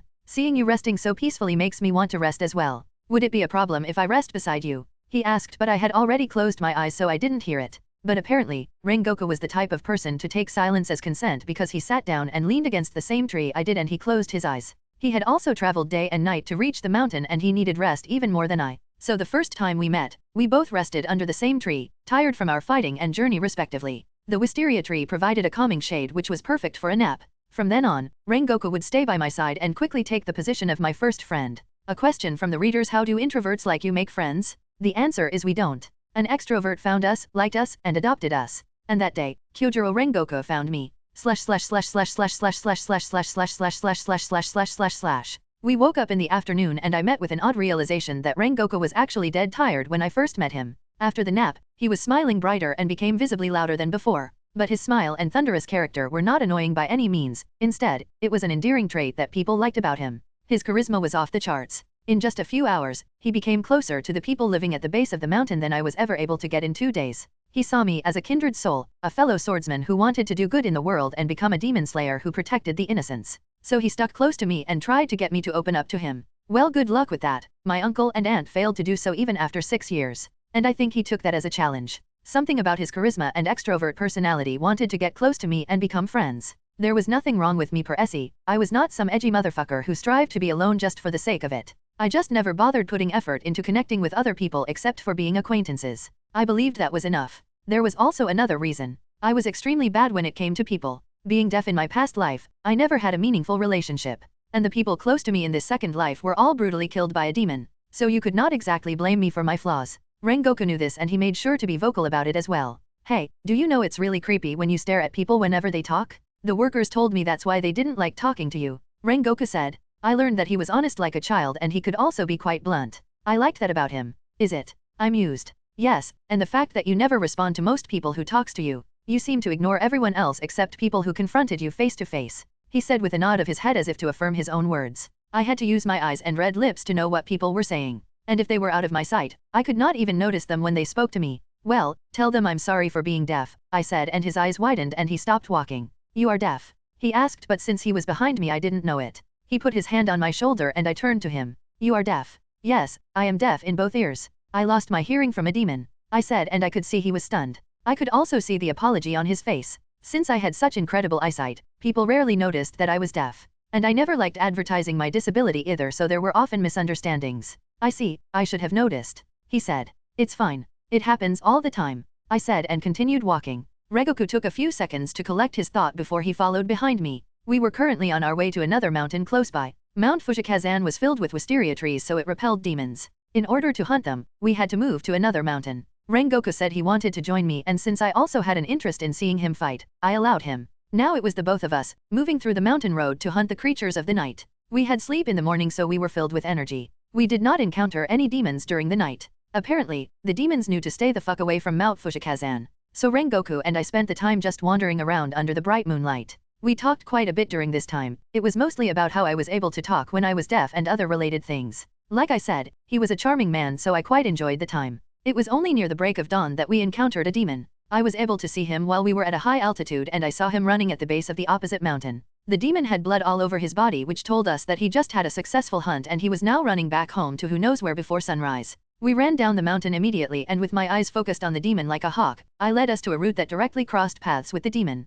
When we caught up with the demon, Rengoku's aura changed and his smile faded away. He ran past me and with his hand gripping the hilt of his sword, he said, "Leave him to me." And that's what I did. I watched Rengoku rush at the demon who tried to run away the moment he saw us. I didn't remember the flame Hashira to be a speedster, but he was extremely fast even at his young age. I took the chance to observe in detail how breathing style worked. This could be what allowed me to complete my own breathing style. Rengoku caught up with the fleeing demon with ease, and when he did, he sucked in huge volumes of air. So much so that a small vortex formed near his mouth. My purple eyes released an eerie glow as I used the full power of the transparent world. Then all of the secrets in the world were laid bare in front of my eyes. I saw the way Rengoku's lungs expanded to a ridiculous degree. His body started producing an insane amount of body heat, and that gave him a boost in strength. I also observed in detail the pattern of his breath. Unlike my breathing where I inhaled to maximize each breath, he did it in a well-formulated pattern. His yellow haori with flame patterns lit up, and I was stumped when I witnessed the next scene. There was a trail of fire coming out of his mouth, and then his katana caught on fire.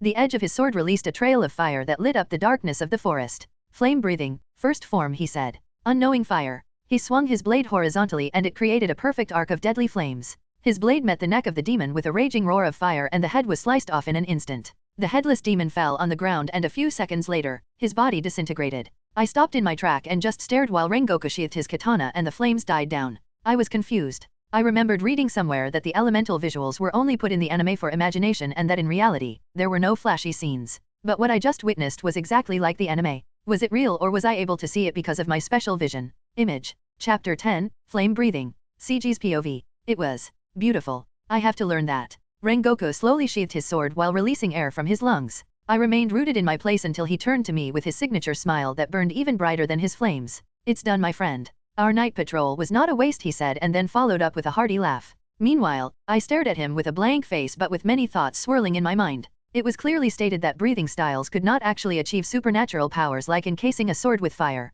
But I clearly saw it happen. Hey, did you see the flames? I asked. Huh? What flames? He tilted his head in confusion, and that proved my suspicion that it was only me who could see the flames when he used his breathing. Do you mean my breathing style? I used flame breathing, he said, and then his eyebrows lifted up. Wait, how do you know what breathing style I used? I never told you. So it was my eyes. My eyes enabled me to see the effects of breathing when normal eyes couldn't. It was similar to how I was able to see the colors of gas in the atmosphere if I tried. The transparent world was more than just having X-ray vision and better eyesight to me. I didn't know if it was the case for everyone else or if it was just me, but I could see impossible colors. I could even ultraviolet rays, infrared, radiation, etc. My eyes allowed me to perceive the world as it truly was, without limitations. I have seen a flame-breathing user before. I lied, but due to my perpetual flat tone, no one could tell. Oh, I see. I wonder if it was my father that you saw or anyone else, he hummed to himself. Should we return? I feel like the sun is about to rise soon, he said. Seeing how the demon was wildly trying to run back to his hideout, it was safe to assume that the sun was rising soon.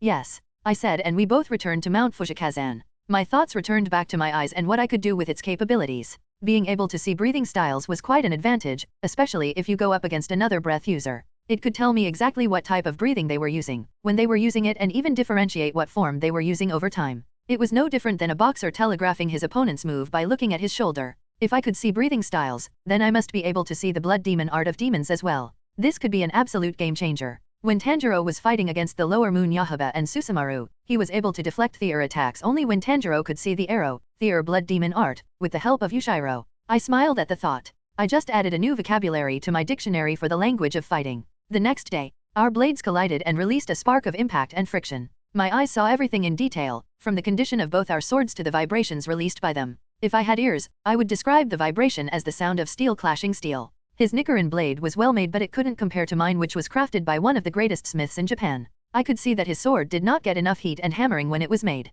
It was made by a smith who put no effort or passion in its creation. It was just one amongst the mass-produced. An ordinary Nichirin blade. If my eyes were telling the truth, I could break it after a couple of well-placed strikes, exactly 4 inches below the tip. The sword was not only ordinary, but it had seen a lot of uses. The weakness at the tip told me that it was sharpened more times there, since that part of the sword was mainly used for slicing, and made it thinner than the rest. We pushed each other away when there was no winner in the clash. It was just a split-second observation, but I had already learned a way to win if this was a real battle. Ha ha ha ha, what a strange experience it is to fight against you, Rengoku said and gripped his sword tighter. It feels like I am fighting against my own shadow. We were currently engaged in a spar he initiated after we woke up from our morning sleep. He said he wanted to see how well he would fare against me, and I was more than happy to talk with him, or should I say fight. Nevertheless, I wouldn't give up that easy, he said, and pushed off the ground with such force that he disappeared to the untrained eyes. Rengoku was a talented fighter. As the future Hashira, he was already a monster even before he became an official demon slayer. It was just as you would expect. Every Hashira was built different. I took a step back to throw off his attack. He expected me to remain in place or charge at him for another clash, so he was thrown off when I stepped back. His sword came at me still, but it was not at the correct distance and his body was leaning too much. He threw a flurry of slashes at me and I easily deflected them with minimal ease and a placid face. He might be strong, but he was still inexperienced, especially when it came to fighting another swordsman. He had trained all his life not to be a proper swordsman but to be a demon slayer. Therefore he was not familiar with fighting another swordsman. After all, you could count the number of demons using a sword with one hand. He had more experience fighting demons who mostly used their bare hands, claws or other weapons, which was rarely a sword. On the other hand, I was a master of kendo, which was a discipline restricted to only fighting other swordsmen. So he could not compare to me when fighting each other. There were levels to these things. But then he was physically stronger than me because of his age. He was 1 year older than me, and that might not seem much when you were an adult, but it made a huge difference when you were in your teens. It was a time when your body developed the most, so 1 year allowed Rengoku to be much stronger than me. But in the end, the sheer difference in our overall combat power boiled down to my special eyes. Now imagine this. Imagine you were seeing the world and everything in slow motion. Imagine your eyes had the ability to zoom in and observe every little detail of the world. Imagine you had X-ray vision and you could see your opponent's muscles so you could predict his every movement. You know his body better than him. And then imagine your opponent talking to you every moment of the fight. He tells you his every plan, and every course of his action. Not only that, he tells you about his fighting style and how he had trained and more. He tells you about how he feels, what he thinks and even things he did not know himself. Of course, he was not actually talking but actions speak louder than words. That was my world. A transparent world where you could see everything. That was what it felt like to be me. To me, fighting was not fast, fighting was not violence. It was a conversation, and if it got tough, a debate. My opponent said things with his action and I replied with my own action. Every movement held meaning and we exchanged them, we matched them. Flame breathing, first form. Unknowing fire. Rengoku never opened his mouth but he said that. I knew because the pattern of his breaths, the expansion of his lungs, the grip on his swords, and everything else matched what he did last night. He released fire from his mouth and his sword caught on fire. That was another giveaway. It seemed he had finally decided to add a new word to our fight. I smiled because the conversation was getting quite dull so it was a pleasant change. I tightened the grip on my sword and took a deep breath as well. Then I utilized my own incomplete version of a breathing style that boosted my physical stats to the limit. Steroid breathing? His burning sword came at me faster and more intense than ever before. Maybe it was because of the visual but I felt heat coming from him. Our swords became blurs of images and we exchanged lethal blows at each other. The ground underneath us shook and we stirred up dust that covered the entire vicinity. I could break his sword but I decided not to be an asshole. His attack hesitated when the dust blinded his vision. He still knew where I was and where to strike but without his full vision, he was afraid of accidentally hurting me. So his sword faltered. What a nice ass dude. I swept his feet off the ground with the blunt side of my sword and he fell on his back. When the dust settled, he was on the ground and my sword was pointing at his neck. I guess I lost, he said but still smiled like a winner. You hesitated. I told you I have good eyes, I could see through the dust. I said. And I could not. Winning was not worth even a small chance of harming my friend, he said. He sure knows how to take the joy out of winning. Now I couldn't even gloat about my victory. I offered him a hand before pulling him up to his feet. I helped him clean the dust off his haori before he started laughing. You are quite amazing, my deaf friend. But I can't help but notice your horrendous breathing form. Tell me, who taught you that? He said and patted me on the back. No one. I made it myself. Aha, no wonder it's so horrible, he laughed. Hey, I worked hard on it. I don't mean to discard your effort, CG-san. But you missed the fundamentals of breathing styles itself, he said. If you truly did not have anyone to teach you, how about I teach you my breathing style, he said with a wide grin on his face and eyes shining with excitement. I was honestly not prepared for such a statement. I was already trying to copy his breathing style but it would be even better if he could teach me. But why would he? I thought he would be a bit more reserved with spreading the flame breathing. Was he okay with offering such power to a random stranger he met a few days ago? Why? I couldn't help but ask. If it was me, I wouldn't go around teaching every random bloke I see. Just look at what happened to someone like Kigako when they got power. Why not? You are my friend, he said. It was strange how such a simple answer like why not could make so much sense when said by the right person. Rengoku was not like me. He did not have an evil bone in his body so thoughts like mine never even crossed his mind. It was honestly a stupid naivete in a world of evil and demons. But I couldn't help but be captivated by such innocent naivete. Right. I said. Friends, huh? I smiled. Image of MC. Chapter 11, Breathing Styles and Training. CG's POV. Here's an interesting fact about the future Flame Hashira. Did you know that he learned his breathing style mostly through the diary and manuals left behind by the previous Flame Hashiras? It shocked me at first because I thought he would at least get some training from his father but no, other than a few guidances and a beatdown where he told his son how pointless his training was, the father was a useless bum. Don't let him catch me saying that though. He still had deep respect for his father and wouldn't allow anyone to badmouth him. He admired his father for all he had done and Rengoku did not blame him for how he turned out to be. A profession like his could really break any man, my friend said. His father had been strong for long enough. He had saved enough lives. Now it was his turn to do so, it was his turn to carry his father's burden. That's what he told me. Anyway, let's shift the topic to more interesting matters. Breathing styles, just like Rengoku said, I had been going horrendously wrong this whole time. It was no wonder I wasn't able to use it properly, much less complete my own breathing style. The problem lay in my simplistic thought and lack of creativity. I was too caught up on logic and what I remembered from the show. You take in huge amounts of air and increase the amount of oxygen in your blood so that your muscles have a boost in energy and performance. I lived by that statement and it was wrong. I am not sure how I could compare it but let me try it this way. Imagine a breath could be any number and my capacity for one breath was 10. So I go, 10 plus 10 plus 10 plus 10 plus 10 equals 50. I took in as much air as possible and forced my body to absorb all the oxygen it could get. But that was a primitive way of doing it. I learned that using unique breathing patterns and correct forms could have huge effects in the way my body got enhanced. So I could go like, 10x 5 equals 50. Using a proper pattern and knowing exactly what I wanted to achieve allowed me to increase the efficiency of my breaths many times over. What took 5 huge breaths could be achieved using 2 if proper technique was applied. Then there were many other things that could be taken into account as well. There were proper ways to exhale and the way you matched your breaths with your heartbeat. And posture could have a significant impact. Take the negative number as an exhalation. Minus 10x, 9 plus 10 equals 100. It's all about the patterns. And just like how you could have a positive effect, if you did an incorrect form and pattern, you could have a negative effect. 9 plus 10x 0 plus 5 equals 5. I hope this comparison made sense as it was the most simplistic way I could explain. In conclusion, breathing style was not about your lung capacity, it never was, it was all about forms and the pattern with which you breathe. When I learned this, I almost leapt up and started dancing in joy because if there was anything I was good at, it was learning and observing the pattern of things. After all, breathing styles were also a movement, all under the language of the body. Stop it, that's enough. I said to Rengoku who had a giant boulder on his back while he did push-ups. You are only breaking your body. Rengoku was a training freak. His training was so intense that it almost scared me when I first saw it. It was scary for me because I could see in detail how his body was working and tearing apart with each set of training he endured. I had never seen anyone training so hard and barbaric before. It reminded me of Might Guy from Naruto. In fact, I believe they were the same person in different universes. Instead of shouting youth, Rengoku yelled set your heart abels, while breaking his body and forging it like a sword. That is the whole point, CG. How about you come join me instead, let me show you everything is possible if you put your mind to it. He said. No, I was not going to endure such hellish training for literally no gain. I could see how my muscles work and I trained just enough to simulate them and then allow them time to grow so that I could make the most progress at a period of time. What Rengoku did was actually counterproductive.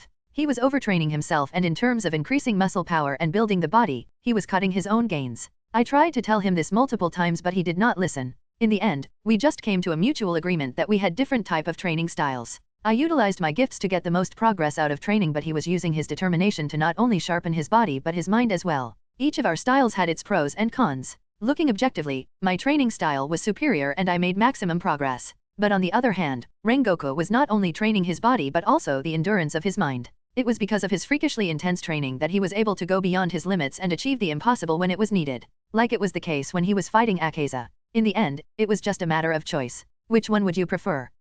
This reminded me of the scientific training vs ego lifting in the gym. Which one was a better method? By the way, this did not mean I was not training hard by any means. I was training as hard as my body could handle but Rengoku was just another level. He was a freak. And I believe he would get stronger his own way. Who am I to try and stop him when I clearly knew that he would grow stronger? 100. Rengoku yelled and then he stood up with raised hands. I cringed when I saw the muscle tear on his tricep and chest muscles. That would take at least 2 weeks to heal properly but he would probably train again the day after tomorrow. I guess we are persisting through sheer shounen power with this one. CG, let us go for a run around the mountain he said and I released a sigh. I shook my head and relented. I guess I could go for a run. A few minutes later I had to struggle to catch up with him. He said let's run around the mountain but what he meant was, let us sprint as fast as we could around the mountain. Fucking freakish bastard. We trained like that for a week. We would spar against each other whenever we had time with the victor always being me. But the thing about winning against Rengoku was that he never even went close to going all out. His body just couldn't go full power on someone he held close. I learned flame breathing with Rengoku as well and he was even kind enough to let me read the manuals of the previous flame Hashiras. I managed to learn all of the forms in a week. I made huge progress especially when Rengoku was always willing to demonstrate them for me and my eyes saw everything so it made it easier to learn them. Although I was far from mastering them, I think it boosted my overall combat power many times. We would hunt demons during the night as well and it became a lovely bonding time between us. It was times we spent under the moon that I would remember forever. Then a week passed and it was finally upon us. The final selection. Chapter 12, The Final Selection. CG's POV. Beautiful. The world was beautiful. But demons corrupted this world. Their ugly existence and evil hearts were a stain on this beautiful world. Such beauty did not deserve filth. So I shall drive them to extinction. I would rid the world of its blemish. And I would start from this mountain. Such was my thought process as I climbed up the trail and steps of Mount Fujikasane. The mountain was covered with beautiful wisteria trees from the base till halfway up the mountain. The flowers released a beautiful glow of pink, purple, and lavender and it felt like I was in a different realm entirely. There were wisteria trees at the base but halfway was where they were most plentiful. The place was so bright. It was brighter than day. The wisteria flowers released a sweet scent that made the simple act of breathing an enjoyable experience. They were soft when you touched them and their beauty made you hesitant to even blink. It was a feast to all the senses. I wished I had working ears because I was sure they would make such soothing sounds when the winds blew on them. Ha ha ha ha CG, you look drunk. Rengoku tapped my shoulder and said. Yes, my friend, I was drunk. Drunk from beauty. My eyes felt like they were having an orgasm just looking at the beautiful scenery. No joke, it was squirting tears. The steps were covered with a thin layer of algae yet it was extremely clean and maintained. Red pillars with kanji words written on them stood at the edge of the steps and gave a unique Japanese vibe. In conclusion, I was going to attend the final selection every year. At last, we reached halfway up the mountain and there was a small clearing there with a platform. Rengoku and I were the first ones to reach the place, so we decided to stand under the biggest wisteria tree that also provided a perfect view of the whole compound. We waited as the other participants slowly made their way up the mountain. Rengoku and I judged everyone who came up the mountain. We gave our thoughts on which one of them was strong and which one had the potential to pass the final selection. I had my eyes to judge them and Rengoku claimed that his gut feeling was never wrong. That one looks strong. Look at him, he is covered with scars? Clearly, his heart is burning with determination. He will definitely pass. Yeah, and it's not just scars. He has 3 of his fingers missing. He wouldn't be able to hold a sword properly. He fails. Look at that giant of a man. He looks strong. That's just his genetic. His tendons are weak and his muscles show a lack of proper development. Also, he is too fat. What about that guy? His eyes give me the chills. He's blind in the right eye. Look at that guy carrying a long sword. It's too long, he has to put it on his back. He looks like he knows how to fight properly. That might be true. His muscles are certainly developed in the perfect way. That tells me at least he knows how to swing. He might pass. Oh, I know that mask. He is a disciple of Urokadake, the retired water Hashira. They all have that distinctive mask. He's dead. What? Why? Don't ask. Oh, that girl has inverted nipples. That's rare. CG. Oops, did I say that out loud? In a few hours, the small compound was filled with young warriors who wished to become demon slayers. They all had that look in their eyes, like a student who were about to face the final exams. Most of them were looking at each other like they were enemies, and that was not a good thing. We were not going to compete with each other for the final selection. Instead, it would be about survival and you might need to work together. It would not do you good to glare at everyone. After all participants had gathered, a lady with white hair guarded by 2 demon slayers walked towards the platform and stood on it. Good evening everyone, the lady with white hair started and everyone turned towards her. My name is Lady Amina Yubayashiki. Welcome participants, to the Demon Slayer Corps final selection, she said. Holy shit, it really is her. The badass wife who did not tremble in front of the Demon King, aka the perfect wife. God, she was beautiful. Her beauty stood out even in the garden of beautiful wisteria flowers. Let us not waste time and get straight to the point. Here in Mount Fujikasane, there are several demons that were captured alive by demon slayers. They are kept there for this event and the wisteria flowers prevent them from leaving the mountain, she said. They bloom on this mountain each year round and they cover everything from the base to halfway to the top. But the wisteria ends here, she said, and signaled behind her which no longer had wisteria. There are demons beyond this point and they are very hungry. For the final selection, you must survive for 7 days beyond the wisteria's protection. Good luck everyone. Your trial begins here. After she said what was needed, she left the platform immediately and left us to go beyond the safe point. Hey Rengoku, what did her voice sound like? I asked. Huh? She sounded normal to me. Although some might say her voice was quite stoic, he said with a shrug. Then we were all separated into a few groups. These groups would go up the mountain from different locations. Rengoku and I had to separate. Good luck CG, see you in 7 days.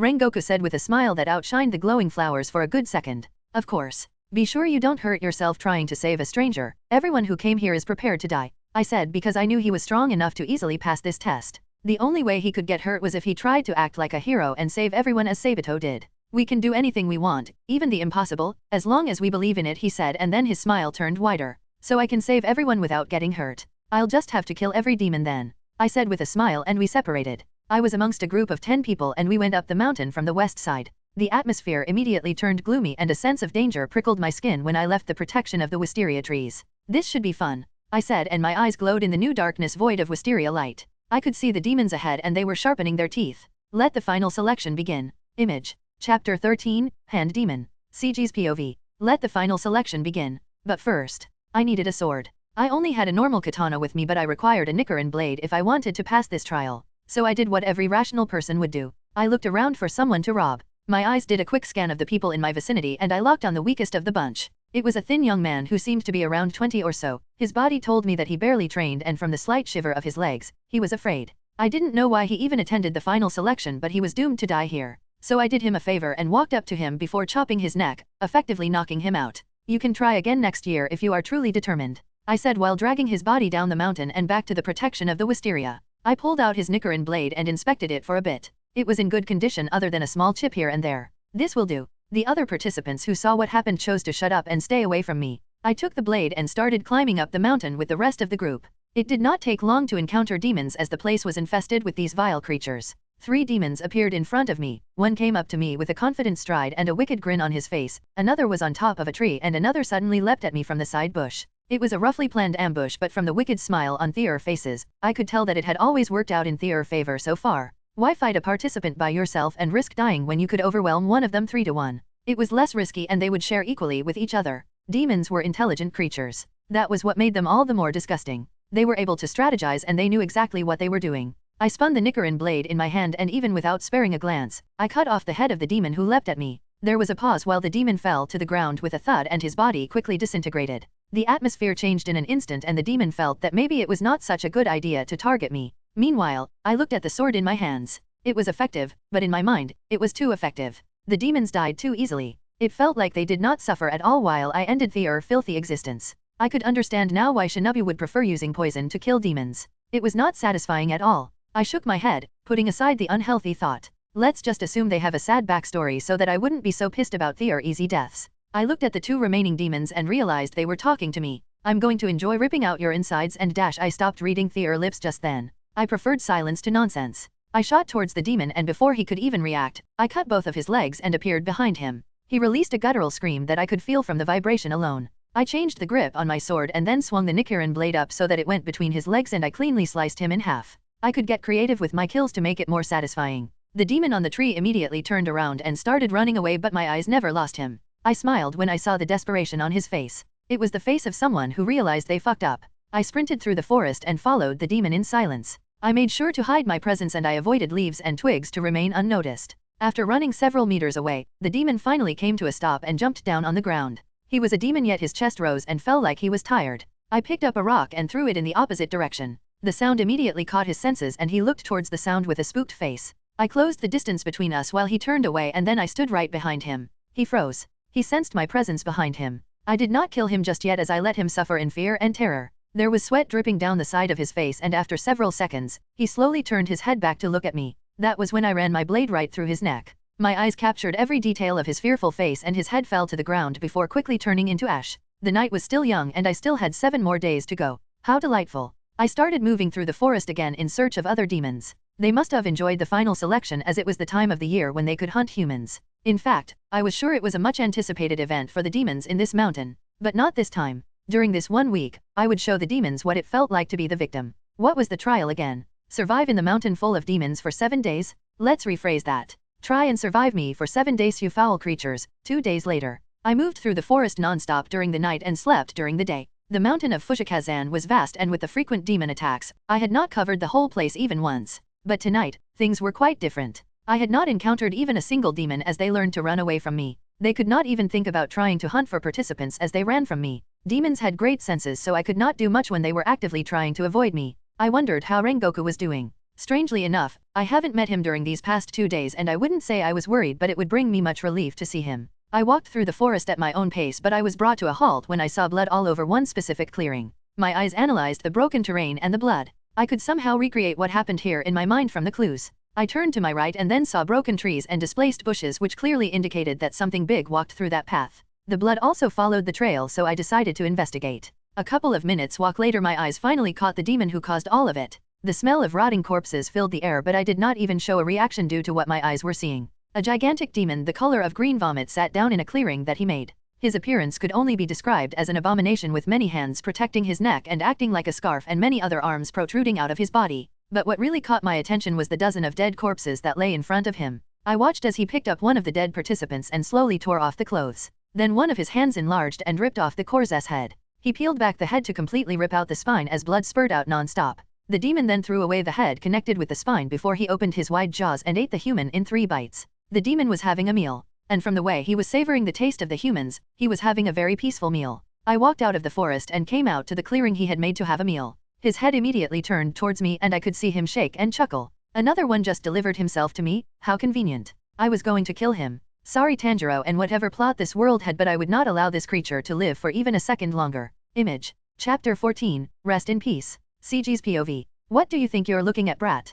I don't like your eyes, they give me the creeps, the hand demon said with a mock shiver. It was a little tricky to read his lips since, well, he didn't have one. But I was able to decipher what he was saying from the vibrations and the movement of his giant throat. His form was an abomination, it was ugly put together. Its grotesque physical features felt like a psychopath created something even he would find revolting. What a bad day to have eyes. The scent of 2-day-old corpses mixed with the stench of the demon made me want to puke. For the first time, I regretted training the sensitivity of my other senses. I hate it. I hate him. Not answering? Well, that's just fine, the hand demon said, and the arms around his body moved. My eyes had some trouble keeping up with it because his body was so different from a human's. Muscles started forming out of nothing and bones snapped into unpredictable directions, and the blood flow was also unnatural. It did not feel like I was looking at a living thing, it felt like I was looking at water. For the first time in a while, I could not read body language. Fighting was not a conversation. Actions talked, but it was gibberish. I guess I finally found a new weakness I always had. It was demons like him with no concrete form and were in an ever-changing state. I will make you scream, the demon yelled, and then 5 hands shot towards me at ridiculous speed.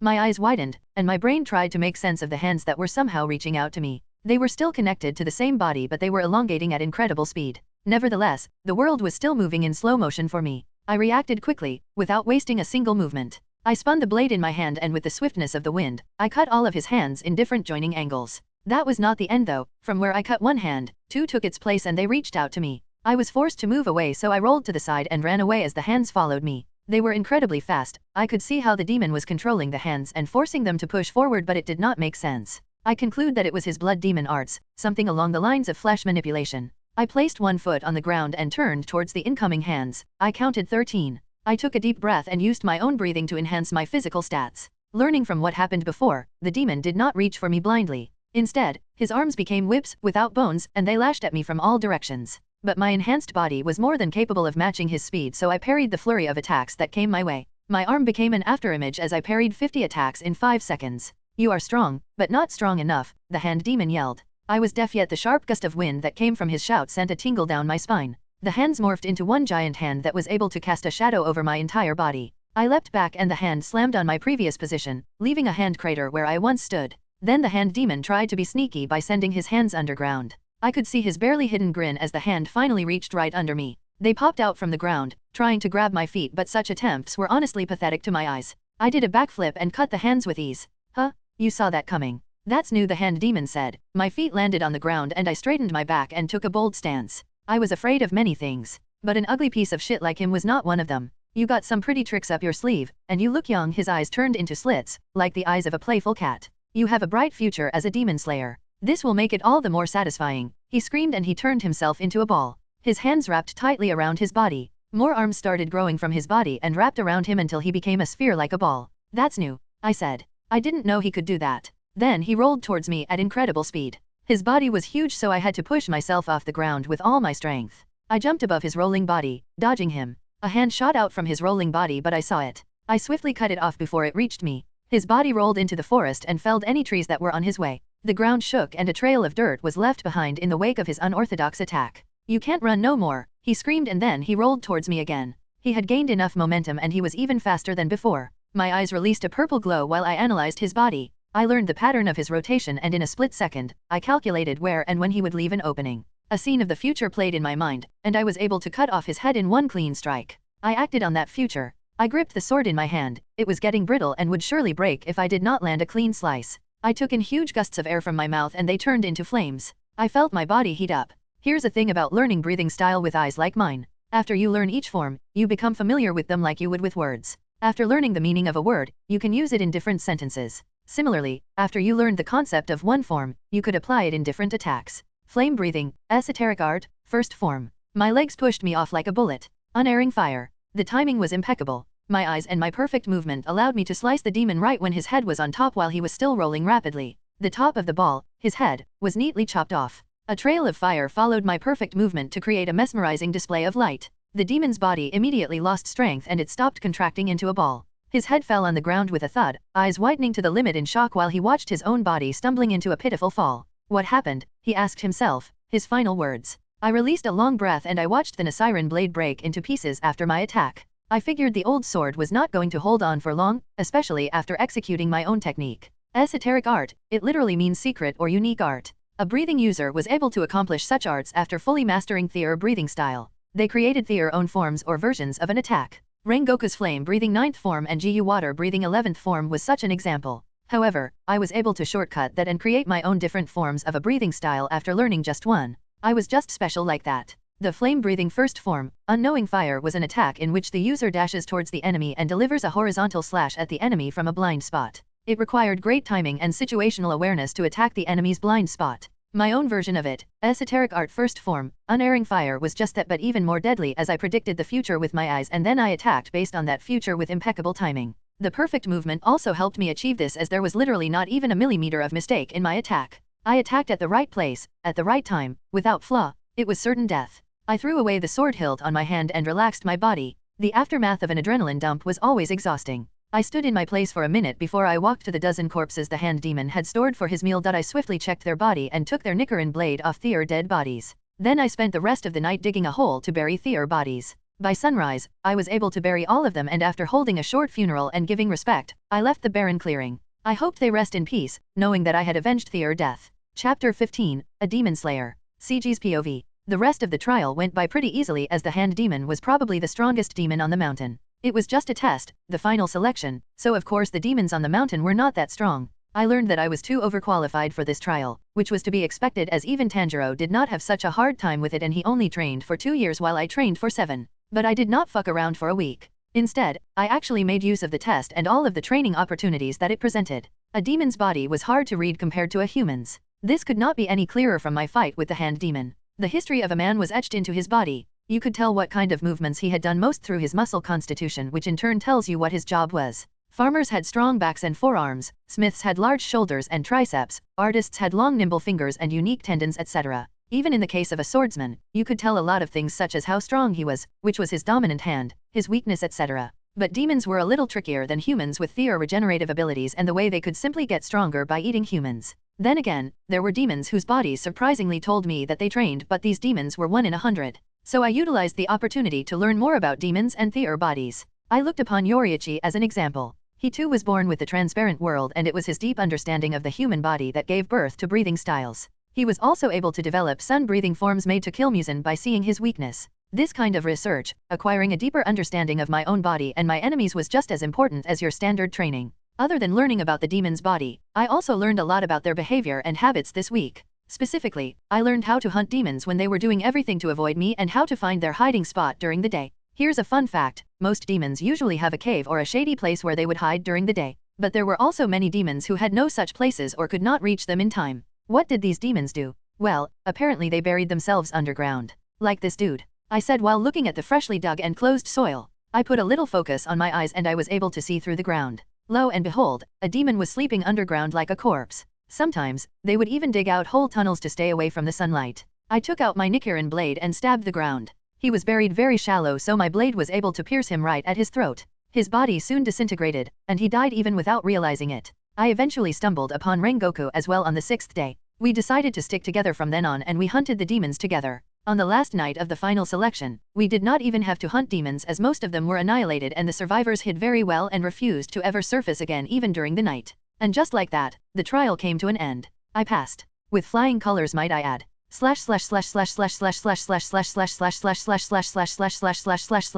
Welcome back to all the remaining participants and congratulations to all of you. I am glad to see you are safe. Lady Emina said while the sun slowly rose on the horizon. The final selection had ended and other than Rengoku and I, there were a total of 12 more participants who were able to survive through the week. The number surprised me quite a bit as I remembered only 6 or so people passed when Tanjiro took the test. But then when I thought about it, it made sense that there were more survivors, considering I went on a demon killing spree. From today onwards, all of you are officially demon slayers. First of all, we will all issue uniforms for you, so we must take your measurements. So please, be patient with us and stay put. Secondly, all of you will have your rank engraved on the back of your hand. I'm sure most of you are not familiar with the Demon Slayer ranking, so let me explain. Lady Emina said, and she went on to explain how the ranking works and what must be done to reach each rank. The rank goes like this. 1 Kino, 2 Kainato, 3 Hino, 4 Hinoto, 5 Tsuchino, 6 Tsuchinoto, 7 Kanu, 8 Kanoto, 9 Mizuno, 10 Mizunoto. All of us were assigned the rank of Mizunoto and we would have to climb up the ranks from there.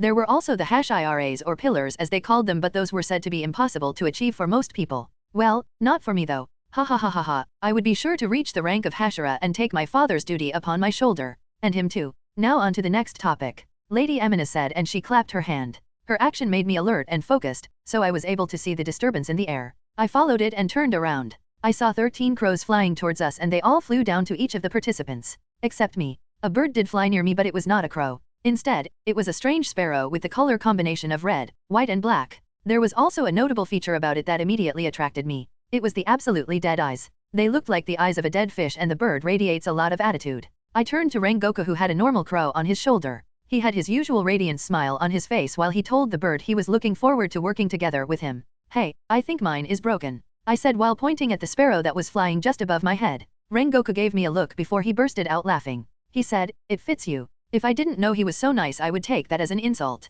I finally offered a hand to the bird but instead of perching on it like a normal bird, it sat on the palm of my hand like sitting on a nest. I spent a minute just staring at its dead eyes, expecting the sparrow to at least say something but it was never ending quiet. Fuck. Did they really give me a mute bird just because I was deaf? I mean, it won't really make a difference but come on, how am I supposed to use him as a messenger? The fact that it was not a crow did not bother me since I knew there were demon slayers with different birds as the messengers. Zenitsu also received a sparrow instead of a crow. But hey, at least give me a working one. Is that too much to ask? Wait, is this what discrimination feels like? These are your Kashigai crows. They will be your valued partner as a demon slayer and will act as messengers to facilitate communication. Lady Emily explained. I observed the other participants and their crows. Although I expected it to be tricky, it was not difficult to read the words coming from the crows. The throat contraction and tongue movement were almost the same as humans. So, what is your name? I asked and looked at my sparrow's dead eyes. You don't have a name, I replied, and that raised two issues. 1. My sparrow did not have a name. It was a she and she was asking me to name her.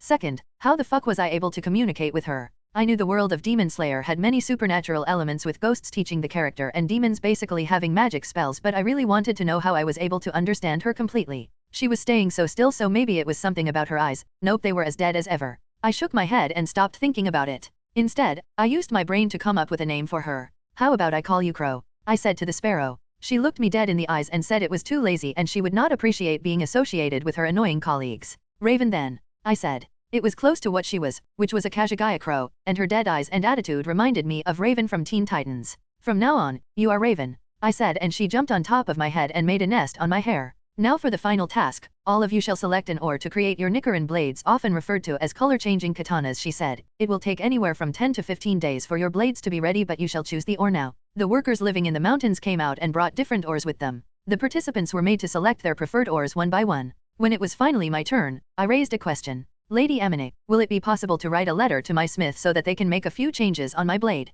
I asked. Lady Emine nodded. That will be possible. Just make sure you do not ask something outrageous. I said thank you and then proceeded to pick the biggest ore in the pile because what I was about to request would undoubtedly take a bigger ore than others. You may all leave the mountain as official demon slayers, Lady Emine said after everything was done. And that day, at the age of 13 years and 10 months, I became a demon slayer. Image of Raven. Chapter 16, The Wandering Swordsman. CG's POV. After the end of the final selection, Rengoku and I had to part ways. He had a home to return to and a father who was awaiting for his return. He seemed enthusiastic about breaking the news to his father. He left the same day the trial ended and I was left to my lonesome self, again. You truly feel the value of someone's presence in their absence. Rengoku was loud so it was too silent when he left, which was strange coming from a deaf. I contemplated what to do for the next 10 days. I could return to my own home, but that felt like a bad idea when my house was around 14 days away. I did not have any relatives nor a friend whom I could visit. Heck, I did not have a sensei who trained me to become a demon slayer, or else I would have ran to him for an embrace and pretend like I accomplished something significant.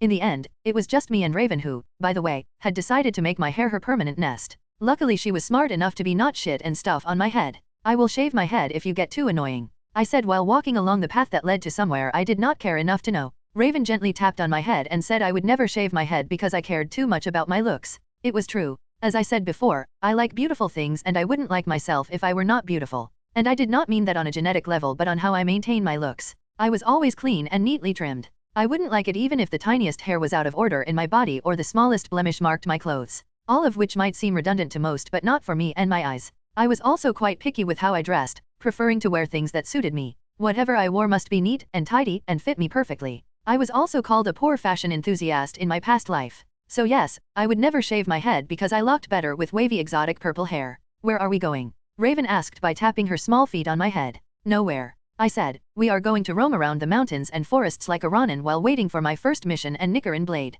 And of course, we will also kill any demons we encounter, I said, continuing my journey. Now a question might pop into your head. How could I communicate with Raven? The answer was Morse code. I learned Morse code way back in my past life and in this life as well. When I was facing the examination of Chugako, which I took out of necessity for my inheritance, I actually chose Morse code as a substitute for Viva Voice, which was an exam I was not able to take due to being deaf. It was a special privilege to select any subject of my liking in place of Viva Voice due to my disability. When I first met Raven, she sat on my palm and communicated through Morse code. I did not realize it at first, but I quickly caught on it later. So yes, it had nothing to do with her eyes or her being a psychic. I was kind of surprised the Demon Corp thought that far ahead. They not only selected a bird that would be able to communicate with me, but they also knew informations about me, like the fact that I knew Morse code and took it as a subject in my exams. When I asked Raven about it, she said it was only a natural reaction. I was quite famous in Japan as a prodigious kendo master, so when the master heard I was going to become a demon slayer, he took special consideration for me. The same goes for promising demon slayers recommended by Hashiras or retired Hashiras. What else could I say? I was impressed with Yubayashiki. I spent days roaming around the mountains, sleeping during the day and traveling during the night like the demons I was hunting. There was this universal rule about not finding something when you were actively searching for it. The same went for demons. When you searched for them you couldn't find them, yet when you were most vulnerable and did not want to encounter a demon, you found them. I was only able to slay a total of 5 demons in the span of 10 days. 3 of them I encountered in the mountains, but I found the other 2 terrorizing a village and I slayed them while I stayed in said village. There was nothing notable to say about these demons. They were strong for sure, likely in the same level as the hand demon, but they were not strong to me. And they were not tricky to fight like the hand demon was. The 2 of them who had blood demon art had very basic powers like the ability to grow blades in their body and hair that could turn into sharp tentacles. Nothing I couldn't handle. But it was the 6th demon that was somewhat remarkable because he was able to completely hide his presence, and I also learned in this encounter the true value of my bird companion. I did not have ears, and although I had sharp senses, they were limited. My eyesight was my greatest power and I could see everything in front of me, but that was also limited to my field of vision, 180 degrees. That meant I had a very wide blind spot behind me. I could tell when something was coming close to me by the movement of the air, but by then, it would usually be too late. But luckily, I had another pair of eyes on top of my head. ___. It meant the letter D, but the way she tapped on my scalp told me everything I needed to know. D. Danger. I pivoted on my heels and turned around just in time to pull out my katana and block the demon who tried to plunge his claws into my back and take out my heart. His claws met my blade and a bright spark lit up the darkness. With the alertness of a person close to death, I quickly redirected his hand and sliced at his neck. My movement was ever so perfect and swift even in times of panic. But a weird sight greeted me. My sword went right through his neck, but I didn't slice him. It was like cutting through a phantom. It was a blood demon art. I did not know how it worked. I was clueless, so the best action to take was running and making distance. That was what I did. I quickly leapt to the side and I swung 3 warning slashes to stop him from closing the distance. I stopped when I was around 5 meters away from him. You blocked that, the demon said and tilted his head in an odd mix of anger and confusion. No one has ever blocked that. I fear the day I have to be in an ugly competition with a demon. I would never win. Because what the fuck was that? Can you wait for me while I vomit? I said, my plain voice laced with disgust. I felt bile rising up my throat. In front of me stood a demon with crossed eyes with mucus in his eye sac. He had spiky hair, the color of sand, and he only wore an obi and a torn yukata that covered up to his knees. Putting aside the ugliness and the triggering asymmetrical shape of the demon, I analyzed him to determine his strength and blood demon art. It was not difficult to see him for what he was. All truths laid bare before my eyes. His body is intangible. I could tell this instantly because many indications point towards that. The first thing was that I could not see the inside of his body, and my X-ray vision failed. The air was phasing through his body. I could see it clearly with my eyes. There was also this weird aura surrounding his body which told me something was going on with him. His blood demon art was intangibility. That would explain the lack of sound in his steps and his non-existent smell. Both senses which I trained to make sure no one could sneak up on me from behind were meaningless to him. I don't like the way you are looking at me, human. Do you think you will survive just because you are a demon slayer? He asked. I got news for you. I have a thing for demon slayers' flesh and I have killed countless of them.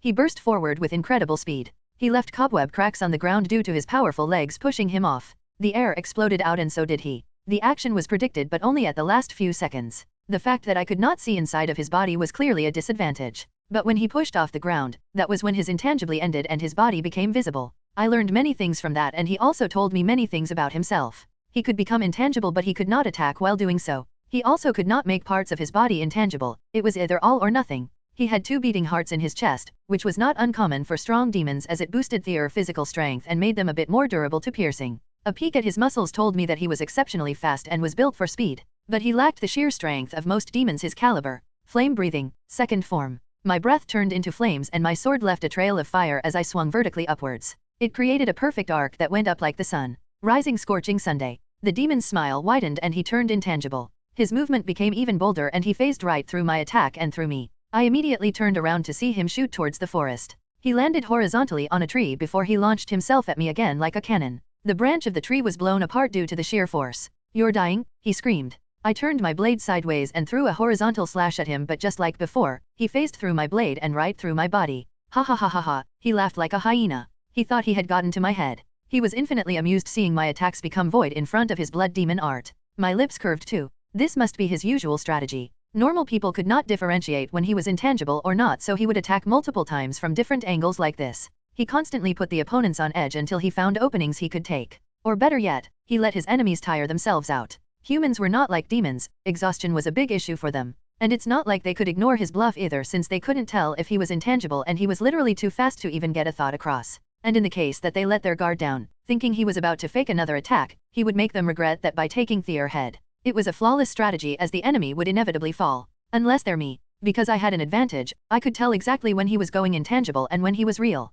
He swiped his sharp claws at me and I barely had time to dodge it by moving to the side. The lack of air resistance made him move at extreme speed. I drew my sword and managed to cut his leg as he shot past me, but that was a minor injury for a demon like him. Be careful, fighting me is not the time to be lost in thought, he said with glee before he sprang at me again. But this time, it was a fake attack. He bounced around the forest, destroying many trees in the process. He faked another 3 attacks which I pretended to respond to. Then he decided that he had a chance and he went for the kill. Die, he screamed. It was stupid to give out your location like that if you were truly to attack your enemy. Which was exactly why someone other than me would expect the demon to fake another attack. But I saw it clearly. I saw how his body turned into a physical body and resisted the air. He launched at me with the boldest and fastest movement. Everything was so exaggerated that you would think it was another fake. But I tightened my grip on the hilt of my sword. Flame breathing, esoteric art, first form. My legs pushed me off like a bullet and my body left a trail of yellow fire that lit up the darkness with hope, as if to signify the victory of light against dark. Unerring fire. It was the ultimate attack of both precision and timing.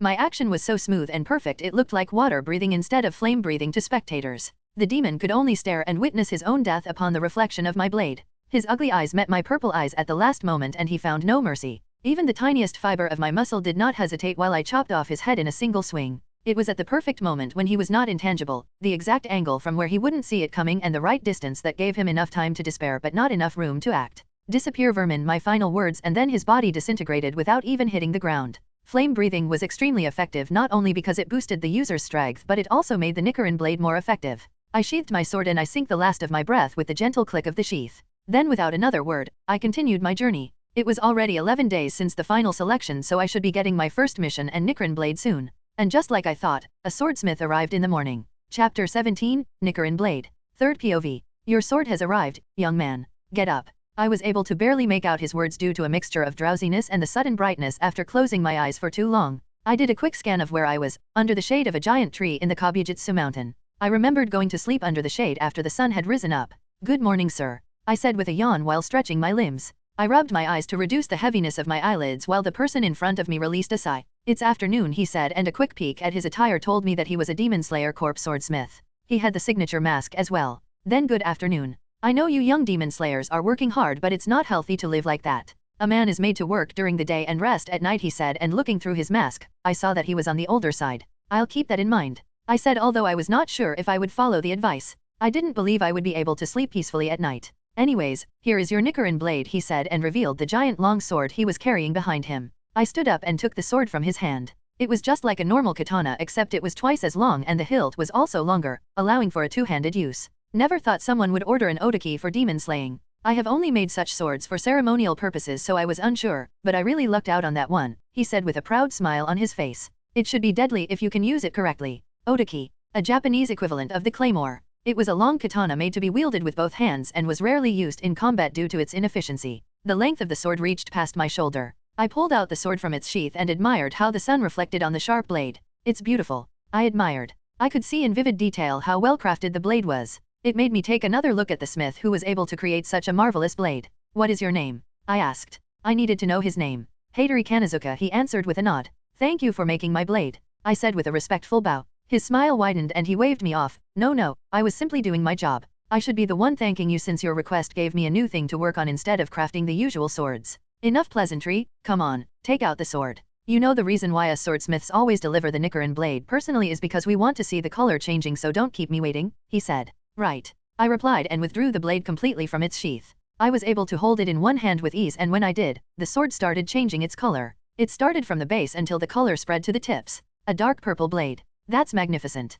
Purple swords are rare, he said, and then revealed a satisfied grin behind his mask. Coming all the way here was worth it. About that, how did you find me? I asked. Well, you definitely did not make it easy, he said, and gave me the stink eye while I replied with an awkward smile. I was always moving, so it must have been quite a challenge. The bird led me to you, he said, and that was when I noticed the absence of Raven on my head. She was not on the trees nearby either. A sparrow. Shaped like one at least, he replied, and I chuckled. Raven was black and red, unlike any other sparrow. She must be busy with her job at the moment. I was supposed to have my first mission after getting my Nichirin blade. How about you show me how you plan to use the sword, young man? I was incredulous ever since I got the letter, he said, and walked back to give me some space to show him. I gave a polite smile and nodded. The reason why I specifically asked for an Otaki was not only to look like a cool anime character, it also had a real practical use. One thing I noticed whenever I found myself in battle was that I was not meant to be a close combat fighter. My fighting style relied too heavily on my eyes, so I needed my opponents to always be in my field of vision. If they got too close to me, it was harder to see every part of their bodies.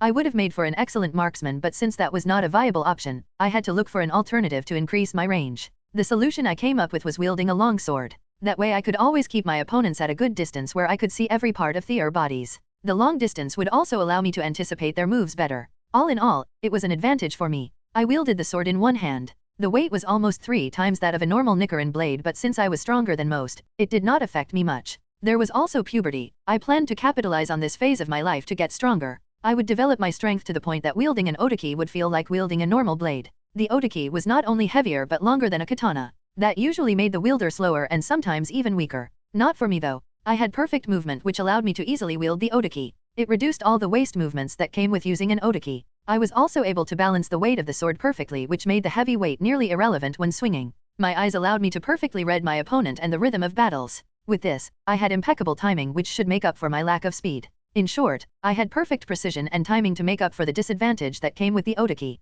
And as one warrior once said, precision beats power and timing beats speed. Ready? I asked, but I did not look to see his reply. I brought my sword up above my head and I swung down at the tree that once provided me shade. I took in a gust of air to boost my body and I used all the fiber of my muscles to apply torque on my blade. I sliced the tree with deadly precision. A small whirlwind erupted from my attack and then the tree neatly slid off its trunk and fell on the ground. But that was not all, because I also cut 2 more trees which were behind the one I aimed for. My swing was so perfect that it created a wind blade that was able to cut down 2 more trees. The sound of the trees falling on the ground released a deep vibration on the ground. Wow! Hattori exclaimed and clapped his hands. I see, you have mastered the wind-breathing style. No wonder you would dare wield a longsword. Thank you, I still have much to learn, I said, finding no reason to correct him that I was not a user of wind breathing and I did not use any breathing style in my attack for that matter. After that, I did other movements and just like I expected, I did not struggle much to wield the sword. Although it would take some to be as familiar as a normal katana. Hattori and I chatted for a short while after that. I asked him in detail how made the sword.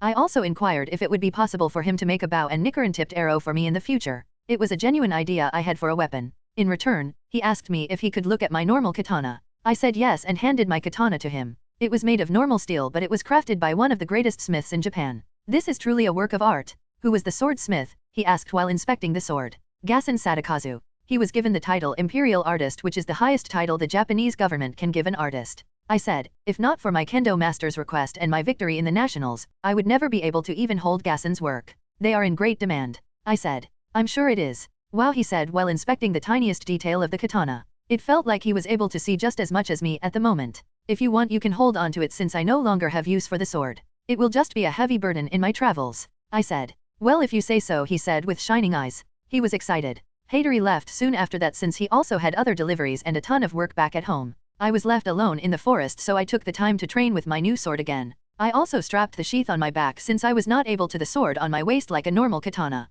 The afternoon sun slowly started falling on the horizon and Raven returned after disappearing the entire day. She immediately perched on top of my head upon her return and she brought news from the Demon Slayer headquarters. My first mission was that I had to travel to Tokyo and investigate the recent disappearance of demons in different wards of Tokyo. I was also told that I was sent to Tokyo because I was knowledgeable of the city and its areas. I spent most of my time in Tokyo when I was young since my kendo dojo was located there. The master also said that I could take the chance to visit my home if I wished to. Talk about being a great boss. And there was also one more news. Tsuchinoto? Cool. I was promoted to the rank of Tsuchinoto. Apparently, they were counting all of the demons I slayed after the final selection. Raven also reported back to the headquarters, so they thought it was only fair that they promoted me to Tsuchinoto since I killed 6 demons, half of them even had blood demon arts. It seemed reaching the rank of Hashiras won't be too hard. A smile graced my lips as I got a new interesting idea. How about I beat Nichirin's record of becoming a Hashira in the span on 2 months? Well, what an interesting challenge. My Gen Z blood boiled just from thinking about it because this was literally what we grew up with.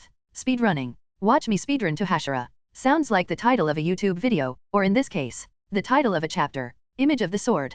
Chapter 18, First Mission. CG's POV. The journey to Tokyo was not long as it was the first time I was traveling with a destination in mind. I traveled through day and night without stopping. I also used steroid breathing constantly to increase my running speed, so in just one day, I was able to cover a distance that would have taken other people a week. I did not stop to hunt demons, nor did I stop to even eat or sleep. I just ran and ran until my body felt like it was on fire. It was almost as bad as the time I trained with Rengoku. Many would criticize my stupidity. Why was I overexerting myself when I was about to face demons when I reached Tokyo? Was I not just reducing my chance of survival? Absolutely true. But that was the difference between a speedrunner and the rest. While everyone saw stupidity, I saw the 6 days I saved. In all seriousness, I knew myself and my body the best. I would never tire myself out to the point where I was vulnerable. So when I reached the city of Tokyo, I was out of breath and tired, but that was about it. I did it, Raven. What did I tell you about not underestimating the insanity of a speedrunner? I said with a smile as I looked upon the bright streets of Tokyo in the evening. It was truly a marvel to see the bright lights, the trains, and the bustling streets in the early 20th century. The buildings were tall and they stood side by side along the busy road. It would take a bit more to impress a modern guy like me, but I could see how village boys like Tanjiro would lose their shit when they see Tokyo. I looked at my reflection in one of the windows of the building to see Raven. She still had the eyes of a dead fish in front of such a spectacle. She gave 0 fucks about the city.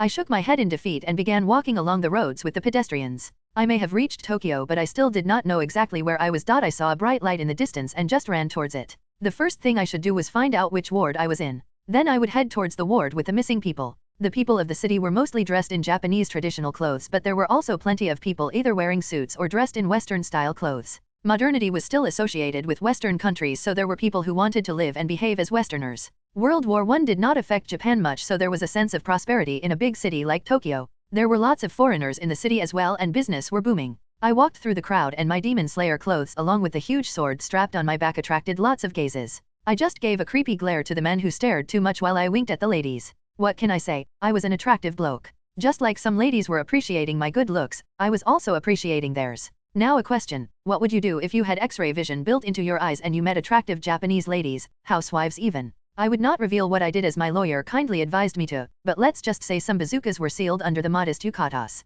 Their shapes were deformed but they yearned to be set free. But bazookas were not the only weapon of destruction, because while some lacked bazookas, they had cake. Huge cake. Jiggling cake that was perfectly cut in the middle, vanilla flavor. But could you believe that that was not the end of it? Some had long flowing legs. Few of them had wide hips and small waist, perfect love handles. And one of them had 7 hearts and 5 brains. Wait. Pause. My body froze and I became a statue. All bodily functions ceased to work as they stilled for a moment. My jolly mood completely vanished and the rest of the world faded away as my eyes remained stuck on her. She was a stunning beauty on the outside, but I was unfortunate enough to be able to see through the ugliness inside of her. No, it's not her. Him. His outer flesh was a mere disguise he put on. Underneath that lay the most cursed being in this world. The source of all my hatred. My breath hitched as I struggled to even breathe in his presence. There was something big that was swelling endlessly in my chest. Rage and bitter hate. They nearly took over my body and chopped off the head of that stain on the earth. It took everything in my power to stop. Doing nothing had never been so hard. I stood still as he walked towards me and right past me.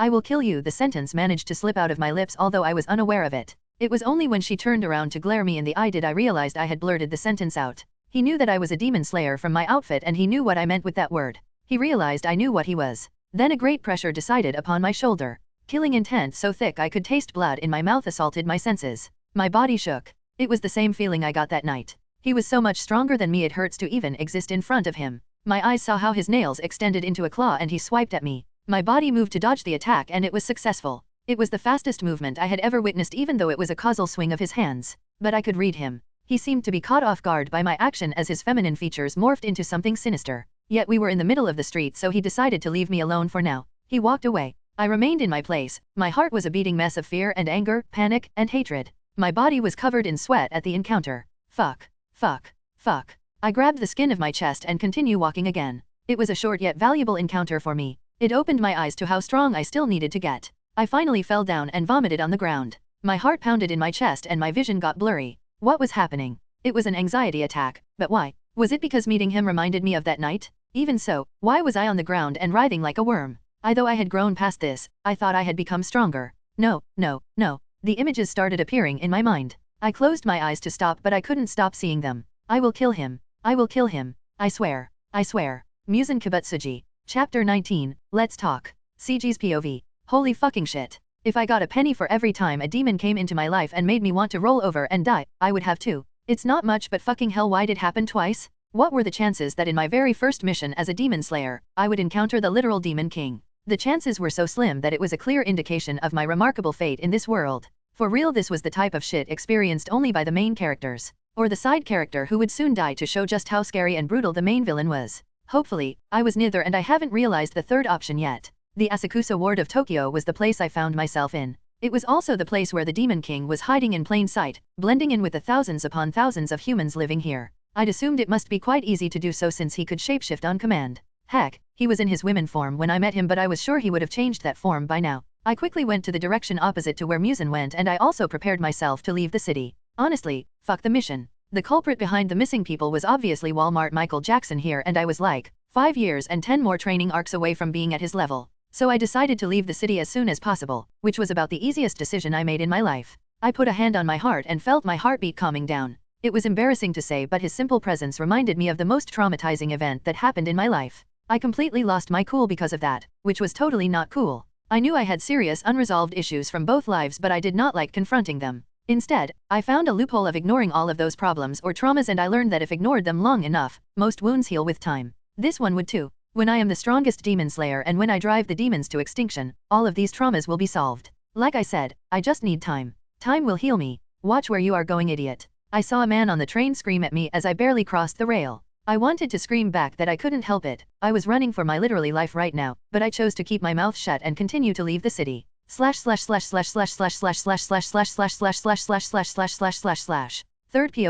Musen Kibutsuji walked into an alley and quickly changed his form into that of a man. He put a hand on his face while grinding his teeth in anger. He was found out. He thought he had hidden perfectly, but that boy was able to tell instantly that he was a demon. How the boy did it, he did not know, but he knew he needed to remove him before he revealed the information. He snapped his finger and immediately, 2 of HS loyal servants appeared kneeling beside him. They were high-ranking demons he kept around them to run errands, whether that be killing people or bringing him humans. They were not as strong as the 12 demon moons, but together, they had the potential to be one. There is a demon slayer in the city, purple hair and eyes. He is a lower-ranking demon slayer, so quickly dispatch him and bring me his head, he said, and immediately, 2 demon disappeared to complete their mission. It was not often that their lord gave them important missions like this, so the 2 demons, Susumaru and Yahaba, ran on top of the building to look for their prey. It did not take them long to find their target. In fact, Yahaba did not even have to use his eyes to track their prey. Watch where you are going, idiot. They heard a scream, and when they looked towards it, they saw their target, a demon slayer with purple hair. He was running out of the city. He was trying to escape them. Not a chance. Hey Yahaba, do you think we will be able to become 12 Kizuki after this? Sasamaru asked in a giddy tone. She was too obsessed with being one of the 12 Kizuki that she was ready to do anything. She even went as far as calling herself one due to her obsession. Maybe, but I know the Lord will reward us with his blood if we complete this mission, said Yahaba. They both had smiles on their faces as they followed the demon slayer outside of the city. They planned on attacking him then, and so they walked to their deaths.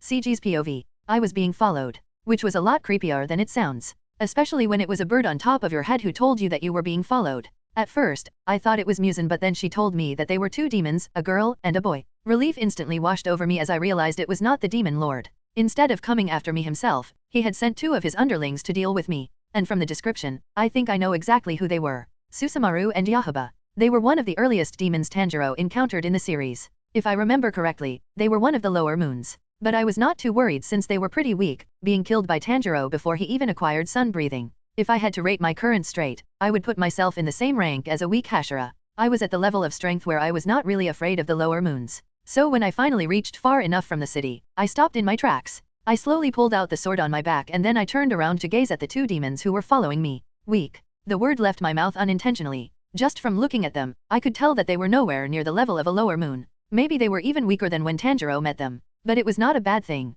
At least with them here, I could have an excuse for claiming that the mission given to me was indeed accomplished. They remained on top of a tree, their face were in the shape of confusion. They wondered how I could see them in the darkness and whether I really noticed them or I was just bluffing. Nevertheless, after a minute, a Tamari ball shot towards me and I smiled. It was a good time to vent out all of the shitty emotions I just went through. Who knows, this could be like therapy. Let's talk. Chapter 20, First mission accomplished. CG's POV. Let's talk. I started the conversation. I vent my frustration, anger, and hatred with my first words. It was a violent, direct, and bold way to start a sentence. My body sliced through the air that was resisting my speed, and then I swung my sword horizontally. The sharp sound of metal slicing wood rang out in the quietness of the night before a hurricane roared. 7 trees were cut down in an instant, including the tree where the demons were on. My eyes glowed purple in the darkness as I carefully observed Theor reply to my daring action. The demon boy, Yahuba, was calm and collected. He activated his demon art and a red arrow carried him away as the tree collapsed. On the other hand, the demon girl, Susumaru, was easy to anger. Her eyebrows knitted with rage and she conjured a tamari ball in her hand. She threw the ball at me while she was falling. She was the type to disregard her own safety if it meant she could hurt her enemies. It was a very typical trait for demons who had great regenerative abilities, so it did not surprise me. The tamari ball shot at me with the speed of a bullet, which sounds scary, I know, but I dodged the ball with an effortless tilt of my head. There was no difference between the speed of a bullet and a crawling baby in front of my eyes. I allowed the demons to land on the ground while I took that time to examine them more closely. In that short instance, I was able to discern Theor blood demon art. It might have taken longer if I did not know Theor abilities before, but since I watched Demon Slayer in my past life, it was simply a confirmation more than a real analysis. Susumaru, the demon girl, can conjure many tamari balls which she could then throw and kick towards her enemy at the speed of a bullet. Her balls were capable of penetrating cement walls. Yahuba, the demon boy, has eyes on the plan of his hands. These eyes are extremely sharp and capable of tracking even footprints. His blood demon arts allows him to conjure invisible red arrows which interfere with the vector of matters. The object affected by the arrow is pulled to the direction of the arrows. I'll have your head for that, Susumaru said with an angry face. But I noticed that, although she was short-tempered, she was doing it a little too much. I will rip out your heart and feast on it, she said with a creepy grin and veins popping out of her forehead. She was trying a little too much. A distraction then, I thought to myself, and gave a side eye to Yahuba, who was sneaking away before he hid behind a tree. They must have done this a lot because they were experts in it. Too bad I caught on quickly. But then again, I could see through trees, so there was no hiding from my sight. If I remember correctly, Susumaru and Yahubi worked extremely well together. Yahuba would control the tamari balls of Susumaru to create projectiles akin to a honing missile. The combination of Theor two blood demon arts made them quite a tricky adversary. Yahuba was the weaker physically and acted as a support of Susumaru. That was why he his immediately. Susumaru conjured tamari balls out of thin air with a huge, nasty smile on her face. She pulled her arms back and they blurred as the balls shot at me. But this time it was different. The balls had invisible arrows guiding them. It was the blood demon art of Yahuba, and with it, the balls swerved and moved with impossible angles. Boom! The sound barrier was broken. It seemed the arrows increased the power behind them as well. How neat. Luckily, the invisible arrows were not invisible to my eyes. Instead, they act as an obvious indicator of where the balls are going to hit. Prediction had never been easier. Flame breathing, third form, blazing universe. Inferno wrapped around my blade and I felt my body heat up to an unnatural degree. My breath turned into flames and I leapt into the air. The tamari balls followed me, but with a twirl of my blade, they were sliced in half. The tamari balls were part of the demon, so they disintegrated upon making contact with my blade. Then I crashed beside the enemy with wide eyes. Susumaru was clearly surprised that I was not caught off guard by the honing attack like most people. My blade created a burst of hot air that sent a shockwave through the surroundings. Everything was lit up in golden fury as my blade bit into her body. I cut diagonally across her chest. Her body could not even put up resistance to my blade. It was like carving a cake. Ah! The demon girl released a shriek that would surely burst my eardrum if I was not already deaf. I smiled and jumped back as 12 invisible red arrows came at me with brilliant speed. They were quick, and although they had no piercing power, they could drag me around like a rag doll if they catch me. So I twirled my long sword to create a protective barrier. The flames took the form of a flower and I deflected every incoming arrows with ease. Flame breathing, fourth form, blooming flame undulation. Flame breathing was known to be an aggressive fighting style that required explosive strength and inhumane stamina to burn forever. But the fourth form was created solely for defensive purposes. I flicked my sword to clean the blood off and I watched as Susumaru healed herself. I observed her body closely as her body healed, and not just that, she grew 4 more arms from the side of her torso. I will burst your head for that, she screamed at me. I brought up my sword and a smile tugged my lips. The enemy spoke. 6 tamari balls with an inbuilt aimbot in the form of arrows rushed at me at the speed of sound. It was surely a sight to behold. Anyone else might have shat their pants. Their action was desperate and angry. They took me as a weak opponent at first, but now they realized they were the ones who should be scared. They were giving everything they had. I could tell at a glance that they were inexperienced. It was probably not long ago that they turned into demons. They had solid teamwork and they found a genius way to work together, but that was it. They didn't really know how to fight, nor the dangers that came along with it. I'd assumed that all of the opponents they faced till now were too busy dealing with their combine's attacks, so they were never confronted head-on. Multiple battles such as that had given them false confidence. My arm and sword became one and they blurred into multiple afterimages. I focused on my breath to maintain deep concentration and maximum reflex. My eyes and my mind were quick, it was just my body that had to catch up. 6 deadly balls bounced and swerved in a way that defied physics. Yet their objective was the same, put a hole in me. But under the shocked gazes of the enemy, I deflected the incoming projectiles with ease. My arm completely disappeared with rapid movements as I blocked every attack coming at me. I also used the shiny, reflective side of my sword to look behind me, so I was able to block all attacks that came from every angle. I liked the expression on their faces while looking at the scene I was painting. Despair. Because no matter how angry they were, no matter how frustrated they were, and no matter how much they desired strength, I was always angrier, I was always more frustrated and my thirst for power was far greater. I just learned how to control them. I mold them into a blade that cuts down demons unfortunate enough to encounter me. I am Malenia, Blade of Mikela, and I have never known defeat, I said with an amused smile on my face while I slowly walked towards Susumaru. The sound of a blade moving at incredible speed in the air and the clanging sound of tamari balls getting deflected rang through the surroundings. Sparks surrounded me. What are you doing? She screamed. Can't you see? I'm entertaining myself because truthfully, your strength is my legs propelled me forward faster than sound. Boring. In an instant, I was behind her and the deed was already done by then. Susumaru's head slid off her neck and I crushed her head with the solace of my shoe. Her body disintegrated after a few seconds. I disappeared again right after. My movement was untrackable by the naked eye. Years of training and perfect movement allowed me to achieve feats of incredible speed. You have good eyes, I said from behind Yahuba. He was sitting on top of a tree, trying to hide from me. Yahuba leapt off the tree and put his hands forward. His palms had eyes and they blinked. Then multiple arrows shoot towards me. Let's see who has better eyes, I said and easily cut through the invisible arrows. He was telling me everything, his strategies, his fears, and even things he had not realized yet. I spy with my little eyes, something red, I said, lunging towards my left and swinging my sword. I was just in time to catch Yahuba who, with the help of his arrows, was trying to fly away from me. He was trying to escape to the city because he knew I wouldn't return. But alas, he could not escape me. His body was bisected at his waist. While his lower body continued flying towards the city, his upper body fell to the forest floor. Blood splurted out, painting his vision red. He started regenerating his legs and while he was trying to push himself back up, I cleanly cut off his head while landing. He died like an animal in a sacrificial ritual. Well, that was therapeutic. Don't you agree, Raven? I asked her while she flew towards me and perched on top of my head. That is mission accomplished, I said with a smile, watching Yahuba disintegrate to ash. Now let's get the fuck away from Tokyo and continue our speed running elsewhere, I said and I continued my journey. I had accomplished my first mission. But there was no rest for a speedrunner. In less than 2 months, I had to be a Hashira. And I won't accept anything less.